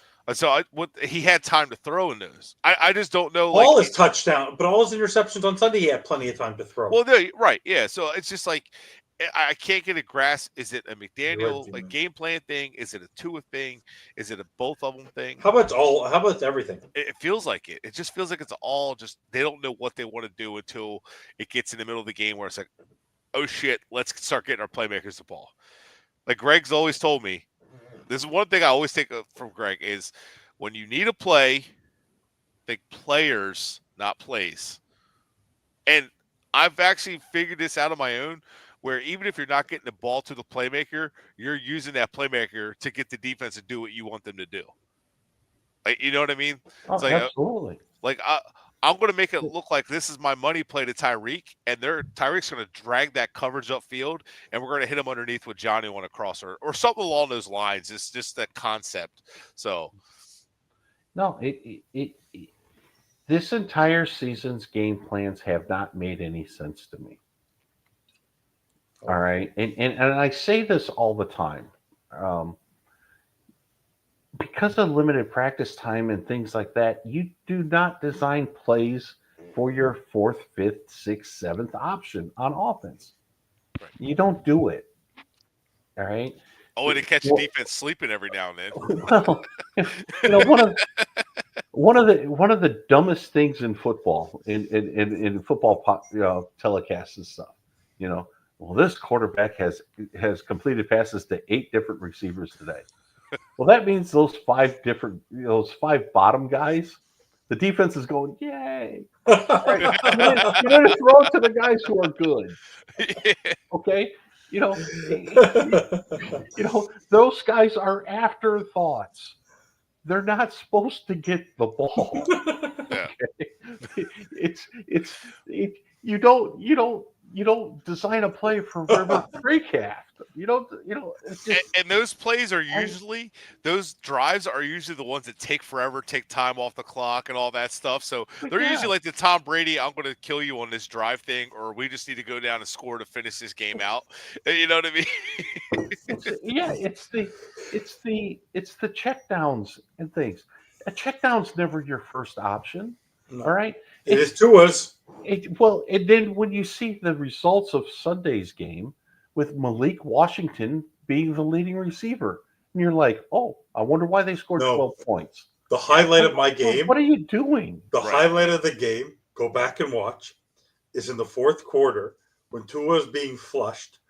The first option was to throw a ball literally across like a check down to Jonnu Smith, and Jonnu Smith basically said, "I don't want the ball," and he knocked it off. He goes, "Another one?" Like I said this joke, I've said it a million times. If you watch the podcast, I said everyone should be checking their windows because Mike McDaniel and Tua Tagovailoa stole all the screens in Houston and Miami. Because I've never seen so many short behind the line of scrimmage passes in my life. I know why they're doing it, and protect Tua. And here's the thing, and Greg knows exactly what I'm talking about with this. Andy Reid made a living off of short passing game being the run game. I remember Philly fans were upset, pissed off. We need a run game. We need a run game. Andy Reid knew back then short passes are an extension to the run game. Screens are an extension to the run game. And He's correct, which is you don't need to focus on the running. And on another show, I could break it down. But all the games we outrushed our opponents, we lost, except for one. So you're built to pass the football. The NFL is built for throwing the football. So screens and short passes as an extension of the run game does work. It really does. Andy Reid's made a career on this. If you have the right blocking. We don't have the right blocking. Right, but when it's your first option to go that route, and that's all you're doing, and you don't have a plan to jab, hit him with a haymaker. You know what I mean? Get him. It really does nothing. Could anyone name me the last time the Dolphins threw a deep ball? That's what I mean. Ever? Tyreek's been open on him. I've been saying this the whole time. When's the last time they just basically ran all goes? Yeah. Just line up and go. All right. And Tua, throw it as far as you can to the guy. They're going to blame offensive line's not giving them time, man. Well, they gave him plenty of time on those 4 interceptions. 3, he fumbled on the other. No, one. The other one was the 4. He dropped it. The one he dropped. I got you. The one that's bullet dropped. Let me ask you guys something. The game doesn't really matter this weekend. To our mind, the season is over. So I think we can easily say without saying a score that's going to be an L. That's an L this weekend. Oh yeah, we're losing. We're losing. With their 4th string running back is actually going to be out too. We're losing. Are we going to lose? It wouldn't shock me if they won. Are you going to be there? No, I'm flying to Hawaii. When's the last time when's the last home game you actually went to? Cardinals game. No, you haven't been there in months. No, I went to a game. You went to the Raiders game. I went to the did I go to? Yeah, I went to the Raiders game. And that game, everyone was so proud we won by 50. And I go, do you realize you're only up at 5 at the 5 in the 4th quarter? Even when they were at home this year, where they should be dominating, yeah, they did nothing. Not. No. Is there? Okay, let me ask you guys a very honest question. Go ahead. Patriots game. The last Patriots game. Yeah, that was a barn burner. By the way, did you happen to notice their quarterback? That's also something about our defense, which is that's the biggest weakness of our defense. Our defense, if they let the quarterback extend plays, Jalen Ramsey and that defense are going to get cooked. But the difference is our quarterback the longer he has in the pocket, the more mistakes he makes. Drake May was in the pocket for about 10 seconds, went outside the pocket and threw a missile to the 50 yards. A missile, 50 yards. You can't do that. Yeah, I'll say this. Okay. The rookie quarterbacks in this class, Daniels, Williams, Nix, Drake May, I think they're all going to be pretty good. Yeah. I've been impressed with May and how he's grown this year. Shanahan's beating McDaniel every time he's faced him, so I'm not that worried. This is a guaranteed loss. Let me ask you guys an honest question. You want to say something, Bret? Or? No, I'm just agreeing. Is there any chance that this trio can come back next year and there's a way to actually upgrade the personnel to the point where this team can actually make a difference next year? Because I believe that Buffalo got worse in theory in terms of talent, and they got better. Our team is too star-studded and too top-heavy to actually succeed and win next year, the way it's constructed. They have to make significant movement. They have to move a top player. And they can open up cap space with Chubb, and I don't know how Waddle's contract is broken down, but if they trade Waddle, maybe they're going to have to make moves. There's a lot of holes. They're gonna have to. Well, I think the defensive coordinator will be the same, so we'll have the same. Yeah, he wants to stay. He actually wants to stay. There's no way he's getting a head coaching job. There's no way he's getting a head coaching job. There's no. So I think that's going to help. But I also think that there's going to be some major player movement. This team, the aging core of this team cannot stay the same. So Hill might be gone. I wouldn't be shocked if Ramsey's gone. Chubb is going to be gone. Campbell will be gone. Poyer's gone, obviously. Armstead's not going to come back. Poyer's going to be gone. Mostert will be gone. Mostert's gone. Eichenberg will be gone. They're not signing him. I If don't they know. bring back Liam Eichenberg, that is the nail in the coffin. It is Chris Greer, and he loves his picks. He's gonna You can't resign him. he's You gonna have to sign him. franchise tag. Could you imagine? Okay, I'll say smart. I'll say this. Okay. I don't think Eichenberg will be back, but he will start in the NFL next year and he'll play pretty good. It's what the Dolphins do. The Dolphins get rid of middling offensive linemen. They go to another team and they're still middling and they still play. By the way, Deshaun Elliott's been phenomenal since this year for Pittsburgh. Haven't you noticed that? We could have re-signed him instead of getting Poyer. What else?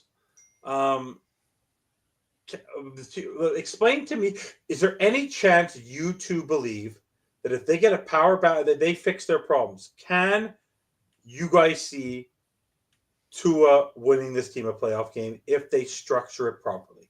If he is not the focus of the offense and he's a complimentary guy that utilizes a power similar to Detroit, about a power back and a speed guy and a good offensive line and a proper blocking tight end and a catching tight end and a good wide receiver. They don't have to have two.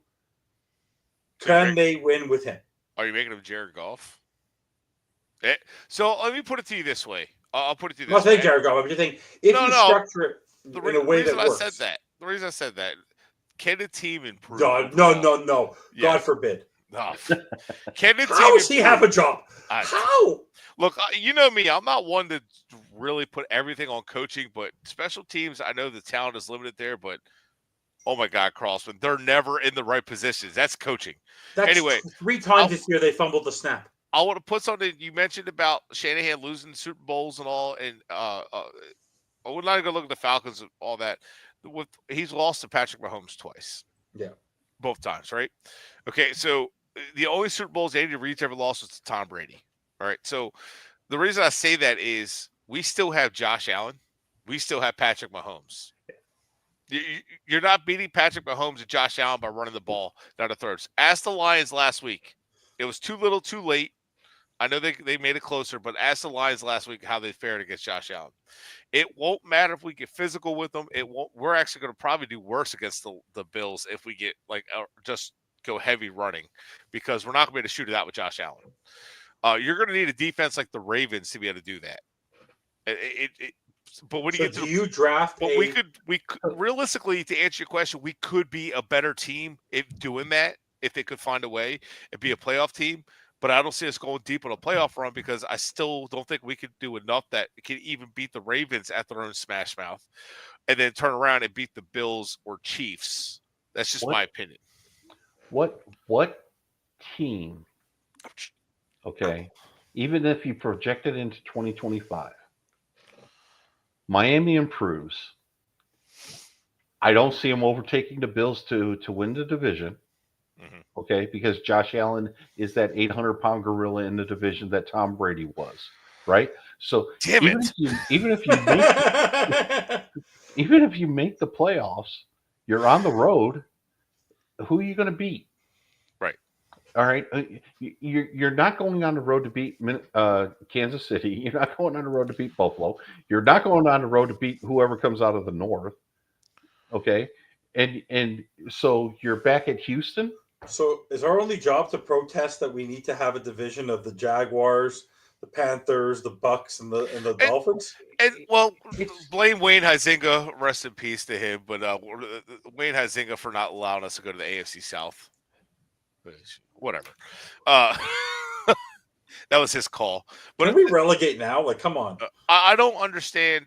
I don't understand.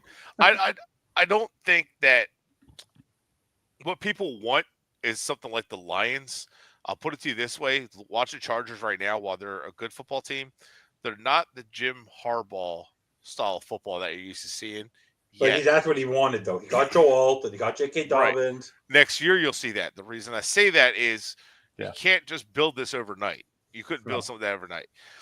What would help them, and this is the aspect we're overlooking, is the coaching. You're going to need better coaching. I think Weaver's done a good job with the defense. I think has a far worse hand than McDaniel, and his defense again has done a good job. They've improved everywhere they need to improve. They keep improving, and hats off to him for benching David Long and benching Cam Smith, and saying, not in any disrespectful way, just saying, I'm going to play the guys who make plays. Walker took Long's job, and Brooks has Weaver's gotten not the better. problem. No, Weaver's done a good job. So the reason I say that is his defense has played well. His defense isn't penalty prone like the offense is. The offense is a train wreck. The special teams is a train wreck. If they could fix the coaching aspect and maybe fire some coaches and bring in better coaches, I think they would stand a better chance than changing the philosophy of being doing what you're saying. Yeah. I still think they need to improve the defense a lot. Yeah. Let me ask you. Go ahead, Greg, and I have a tough question. I was going to say, if Miami's going to win a playoff game, don't even touch the offense. Don't mess with the offense. Get your defense top 5. Yeah. And kind of live with there. Don't change the philosophy on offense. Right. Yeah. All right. You might. And No, I'm sorry. I'm sorry, G-Man. I do not want Mike Vrabel, but we can get into that some other time. No, I don't think. Let me ask you 2 quick questions. 2 questions for you. What position, if you guys were drafting tomorrow with the current structure of this team, which position outside of quarterback is our biggest need in your mind? And who outside of Andy Reid is the one open NFL coach, or employed or not employed, that with this existing team would give us the best chance to continue to win? If it was the same idea, the same philosophy, with the same type of player. So what's our number 1 need in the draft based on what you're seeing now? And who's the best replacement for Mike McDaniel if it was a similar concept of the team in terms of the personnel to get the best? You don't like grab another head coach or grab a coach who would be... No, it doesn't matter. Grab anyone you want. For a coach, grab whoever you want to replace McDaniel. And what's your number 1 need in the draft if you're drafting tomorrow? I hate need for not the player, the need. I hate need. Not need. Which player is the best position you think will allow us to be successful next year? Okay. Yeah, that's okay. So I would take Sean Payton as the coach, and I would. To me, you need to draft another DB. You need another one. You need a safety or a cornerback. They're not any good. You legitimately need to find 3 starters in your secondary for next year. There's a kid coming out of Georgia that could be a ball hawk. Mm-hmm. And you need. They said that about Javon Holland. you need 3 DBs to start next year. Yeah, Vic Morris. You need 2 safeties and you need a corner, and you probably need a nickel. I mean, 4 of your top 5 DBs got to be replaced. Well, Kohu, I think you could easily re-sign Kohu. But yeah, I know exactly what you're saying. You need good players in your DB. Yeah. All right, I'm sorry, Kohu is not that person. Yeah, no. I think he's one of those solid like 4th, 5th like depth corner. Yeah, I mean it's just. G-Man, I know what you're saying about the trenches, but honestly, the offensive line issues is a little bit less about the players, and it's more about the blocking scheme. Earlier, we were talking about how it seems like Brewer slides the wrong way all the time, and I don't mean he's sliding the wrong way. The slide protection is being called the wrong way, and the protection, the blocking system, it's not like a blocker to begin with. And I feel bad for Eichenberg. I know I said that. He's not good, but he's always left on an island, and he's trying to help blocking inside out, which is what you're supposed to do, block inside out. And so when people say, why did he give up the B gap? Because he's blocking the A gap. You don't give up the inside. You never give up the inside, and the tackle wasn't there to do it. So it's the whole system is just garbage. And I blame Frank Smith and Chuck Berry for that one, because they have done an awful Bush job. Berry, not Chuck. Butchberry, sorry. They've done an Chuck Berry, awful. Johnny Be Good was pretty good. Yeah. They've done an No. awful job Yeah. of implementing a blocking system. They're missing Austin Jackson let they me designed the scheme around Austin Jackson going outside, and they without his Yeah. athleticism they can't do nothing. Well, Lamb is not a right tackle. Lamb was not a right tackle. downhill. Well, and Lamb, honestly, Lamb was he was limited with that back too. Yeah. But as far as player goes, I agree with Greg with the coach, Sean Payton. Actually, to be different than Greg, with the talent on this roster, man, it's hard to give up pass of Sean Payton though. But look what Sean Payton's doing with Bo Nix, and look what he did with Drew Brees. Yeah. Drew Brees is the closest thing in terms of style that Tua could follow. Right. So, man. Well, I'll say this, all right, about Sean Payton. He knows how to coach the quarterback position. Yeah. I'm not sure McDaniel knows how to coach the quarterback position. He doesn't. That's what people don't get. All right. He was a wide receivers coach before anything else. He went to Yale. Well, but Sean Payton has a history of coaching the quarterback position. Before Brees. Yes. All right. I mean, it just that just viewers and people who don't. He's the one that found Romo, and he has a list of guys he coached up really well. Right. And like it or not, it is by far the most important position on the football field, and that's what you need to do. So, anyway, I lost my train of thought on what I. Sorry, Sean Payton. But you're right. He does know how to coach the quarterback position, and he's also hard on his players. He's not like he's not going to like it and all that. He's basically will be the in between of what you were looking for between Flores and McDaniel. Well, and you can't. And all right, take the 70-point game away. All right, but his team's prepared. His team doesn't do dumb things. All right, they don't make pre-snap penalties. They're solidly coached. All right, game in, game out. They don't beat themselves a whole lot. Okay, they might not have a whole lot of talent all the time, but they don't beat themselves. Yeah. And right now, I just see Miami. All they do is beat themselves. They're stupid. They're not well coached at all. They're not. Oh, really, Bret? They're not coached well. I've said that all season. Well, no, but I know you were hard on me. I still watched that video. But honestly, I want to be very clear with everybody. Tua needed a psychologist and a motivational speaker because he was not the guy Flores wanted. That's fine. But Mike, that you can't put that up. So Mike McDaniel gave him a little bit of confidence because he patted him on the back. But you want to know what? That every year you have a good teacher. They teach you and you move on. Just because Mike McDaniel was good to him for a year doesn't mean that he's the right coach for him. I don't believe that Mike McDaniel is the right QB coach for Tua. Well, Darrell Bevel is just like a figurehead.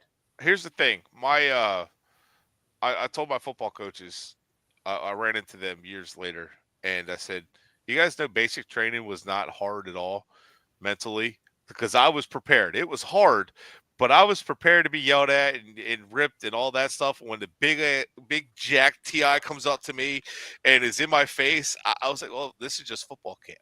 And it was just high school ball. I was nothing special or anything like that. I'm not saying any of that. It was just that I wasn't afraid to get held accountable. I wasn't afraid to get ripped. I wasn't afraid to because I had coaches that I knew they were ripping me, but they didn't hate me. And that's the thing. I wasn't looking to be coddled at anything I did. And that made me a better in life, where if I make a mistake, I own it, like whatever, I'm a man. And I feel like you're right. And somebody else had said it before, that they hired McDaniel as a babysitter. But that's what I tell you all the time. It's not that McDaniel's dumb. It's not that he doesn't know how to call a game. I think he's inexperienced at calling a game. We see that. I think he's still intelligent, runs an intelligent system. I think his problem is the reason that it was only him and Kellen Moore and nobody else wanted to talk to those two is because he saw it as an opportunity to prove himself. And he's very confident in himself. Like, I could work with this kid. I could work with Tua. I can get him. And I think it was just a dead end situation no matter what he did, because it seems like it took him into year 2 to really fight to get the players he wanted, where Greer was kind of like, oh no, I'm in charge. It's the guys I want. And that's why I think that's why we got Mostert. And then we got rid of, I forgot the running back's name. Mo Gaskin? No. The running back that we had signed, I forgot his name. And then he's in Arizona Chase now. Edmonds. Yeah, we got rid of him. And the reason is because McDaniel knew he didn't fit. So it's like, go get me my guy from San Fran, and so I could have the backs that fit my system.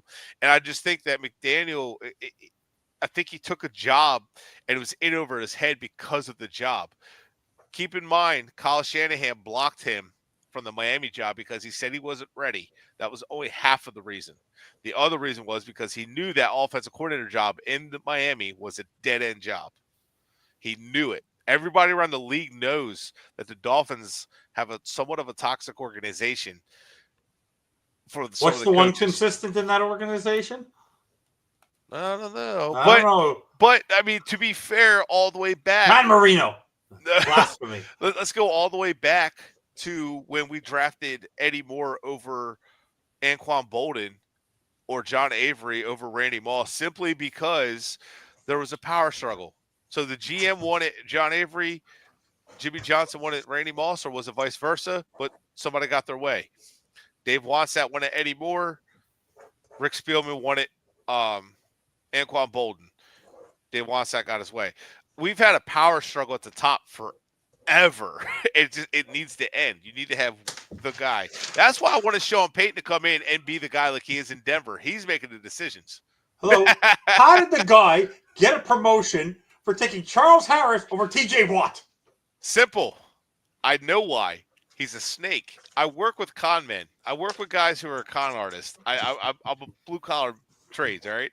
I know how Harris over TJ I know Watt. how they think. See, they insulate themselves. I work with a guy who is actually he's very slick. He insulates himself all the time. That's what Greer does. This is a transition year. Oh, okay. 2024. It is what it is. 2025, we'll be back. Oh, that wasn't me. That was Tannenbaum and Gase, and they were fighting back and forth. I just did the best I could, Ross. You know what I mean? Like, what's this year? Always transition year. He said it. Him and McDaniel said it. They said a transition. Transition from what? I don't know. How is that possible? We didn't even win a Super Bowl or anything. We weren't even in a Super Bowl. Now, we won a playoff game. Now, if you said the Bengals are transitioning because they hit AFC Championship game, they went to the Super Bowl, then they had injuries last year, and they're like, okay, we got to regroup. I get it. Us? No, not all. 49ers? Yeah. 49ers had a plethora of success. Transition year. Okay. Us transitioning from what? Even if the Chiefs lose, transition year. Losers? Ravens, transition year. Like, what? Hey, I'm just going to put a positive out there before we get ready to wrap up. I'll put a positive out there. Listen, if these guys are back next year, I want you guys to think of something long and hard about this. Drew Allar, Lenore Sellers, and Arch Manning are all draft eligible next year. Allar is this year, but he's coming back. All draft eligible this year, or 2026 draft. So if they all come back for 2025, we have a really good chance we can get a top pick and get these guys. By the way, there might be a mutiny. Honestly, it's only because there are snowbirds down there because it's the start of the holidays. That's why Greg is leaving the state of Florida for a week. But the tickets are coming down. Like, they're starting to come down already. But how often can you honestly, there are times this season you could take your entire family to a Miami Dolphins football game for 4 people, a family of 4 for $100. Yeah. That's sad.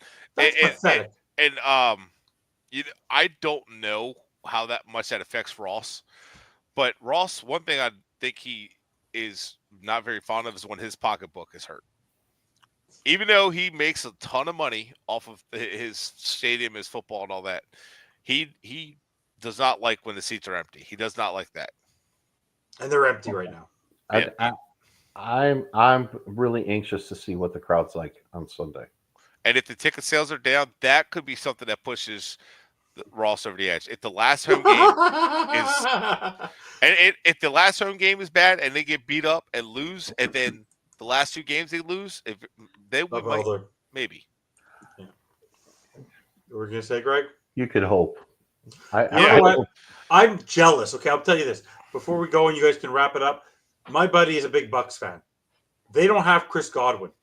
They have an awful head coach in Todd Bowles, but they have this wizard who's learning to be an offensive coordinator in Liam Cohen, and he's found a way to utilize Bucky Irving, Rashard White, and Mike Evans.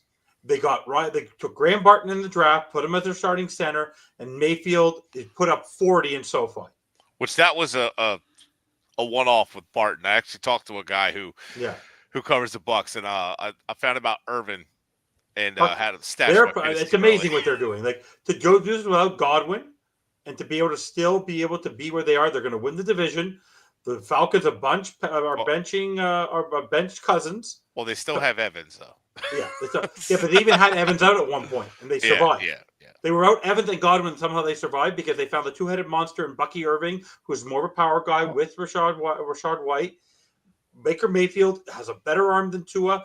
He's playing with a poor head coach, but the scheme is working for him. Liam Cohen's designing plays that benefit this quarterback, and they have Vita Vea on defense. They have a great secondary in Winfield and Levante David in that group, and they're winning. Real quick. When I was at the Senior Bowl, I actually saw Rashad White at Arizona State. He stood out. But I was told by guys that go to the Senior Bowl every year that when Baker Mayfield was down there, he was a very good leader and was one of the most vocal leaders they've seen. He's head and shoulders one of the best leaders. They say he's a good. He had to learn. Oh boy. Oh my God. But Jesus Christ.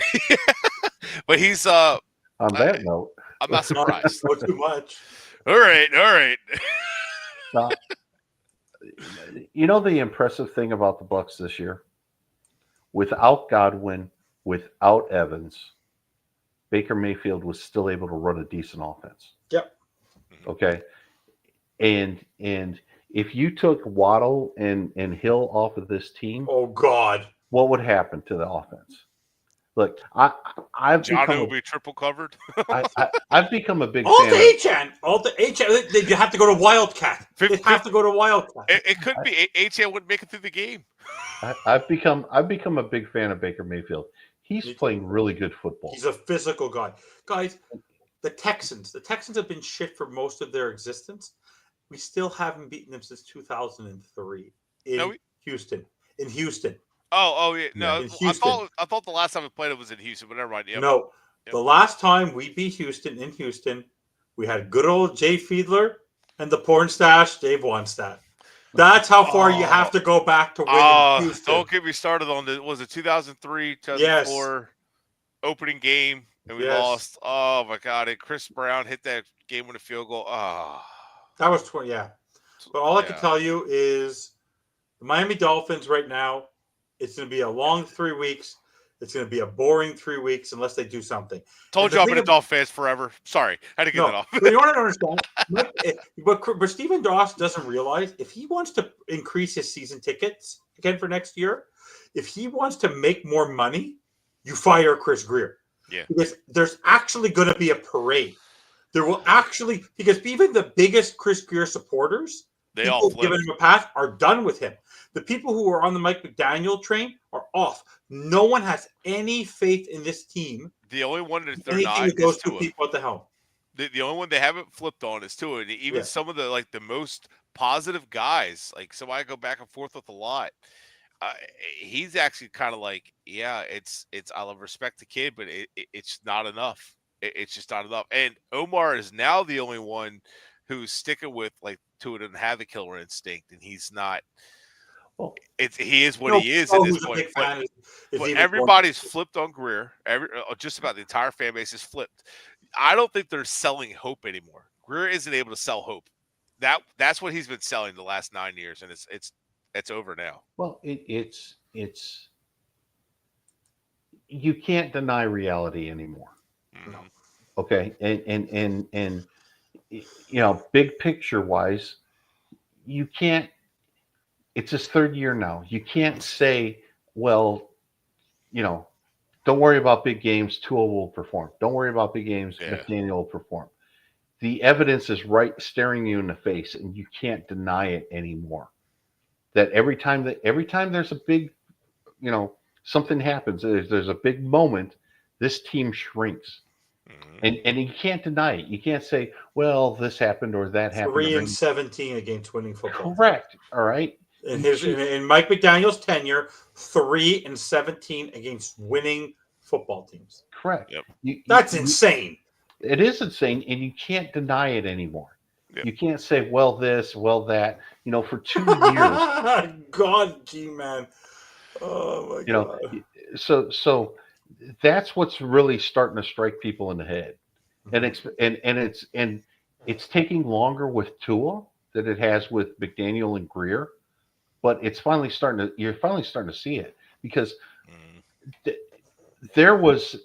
he was so bad on Sunday, despite everybody saying, that Tyreek Hill was responsible for all 3 interceptions, a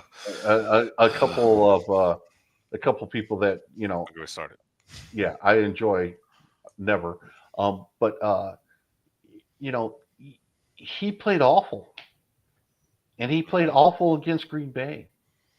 For 3 quarters, you can't keep denying reality, and reality is slapping this team right in the face right now. What'd you say, Greg? He played horrible for how long? 3 quarters. But he put up amazing numbers in the fourth, right? Too little, too late, just like he did against LSU. They're never ready in the first half. They're never prepared. You want your mind blown against LSU, Joe Burrow, shootout game. He fumbled early, put him in a hole. 3 quarters, he didn't do anything. They lost by 3 points. It was like 43 to 40 or something along those lines. He scored. He led them to score, and he threw the touchdowns, all 4 of his touchdowns in the fourth quarter. Yeah. Clemson, same thing. So basically, once the game's out of hand and the defense backs off to play prevent to kind of keep the lead and kind of say you can score all you want at this point. Yeah, you could throw the ball all you want, but it's going to take you a little bit to score. You're probably going to score, but by that time, you're going to run out of time, and we're already going to win. That's the same thing that happened against Green Bay, too. It's a trend. It's been happening for him, and it's not just him, but they built the team around him. And Greer's entire identity of this rebuild surrounded by Tua. It was always Tua. He didn't look at any other quarterback. It was Tua because he loves Saban, the same way Ross loves Greer because of Parcells, but he loves Saban. So he wanted the Saban guy. But Saban threw shade on the Dolphins this year, basically saying I was put in a no-win situation. But yeah, also, Saban also took some shots at, I believe, to be the Dolphins when he said, "You guys drafted him. Why would you guys draft?" It wasn't talking about Tua because this took place before. Like, why would you guys talk to me? And it just made sense that it was the Dolphins he was talking about. And he's talked like he's made a couple mentions about that. Yeah. So I know guys, we appreciate everyone watching. We're almost 2 hours into the show. I'm sure Bret needs to get some Z's. I'm sure Greg needs to get some Z's. I definitely need to get some Z's. We really appreciate everything. We won't be on probably next week if myself and Greg won't be here, but we'll definitely be back in about 2 weeks. That's for sure. I'll do a 1 o'clock show from Maui. We'll try to find some time. With a Mai Tai in my hand, I'll be let's go. Guys, any final words before we call it a night? I honestly, at this point, it is what it is. I don't know what's going to happen from here on out. I don't know where to go after this. I just know that the trending in the same direction we've always been trending, and I don't think they're going to be able to right this ship this year. And I'm not hopeful, but we'll see. Maybe things will turn, and we'll be able to make some moves. We'll see what happens. We were all surprised with Flores, so who knows? Ross is a little unpredictable. Greg? I just expect more of the same. I really do. The season's going to continue. They're going to underperform. They're going to, if they win games, these last 3 games, they're all going to be close against bad teams. And, Merry Christmas to everybody. Enjoy the last 3 games. Have fun. Drink a little, eat too much. And, in February after the Super Bowl, and nothing happens, then we'll have a lot to talk about this offseason. Pretty sure this is 2 years old, by the way. Yeah, I know. Guys, Merry Christmas, Happy Holidays, Happy Hanukkah to all the Jewish people like me who love Hanukkah. Christmas. I'm going to New York City to go see Christmas. As the Jew, I'm celebrating both. I'm celebrating Christmaka. My hope, My family. my prediction. I will make this prediction. Ready for this? For my sake and for the sake of Dolphins fandom, and I swear I make a prediction. Let me ask you, Greg. Make this bet, Bret. If they fire Greer this season, you shave that beard. No. You trim it to the studs. Man, I can't do it. I can't. Exactly. If I told you shave that beard, they fire Greer tomorrow, do you do it? Oh, you gotta talk to my wife. You're willing to sacrifice. You're not willing to sacrifice. My wife does not want me to shave this beard. Anyway, by the way, my prediction on this show is if Greer is back, we will not have a first round pick. He will trade it for another stud. I see it. I see that happening. Guys, happy holidays, happy New Year, all the best, happy Festivus, happy Kwanzaa, happy Hanukkah, Merry Christmas, and happy holidays. Like and subscribe, and as always, Festivus for the rest of us. Fire Greer!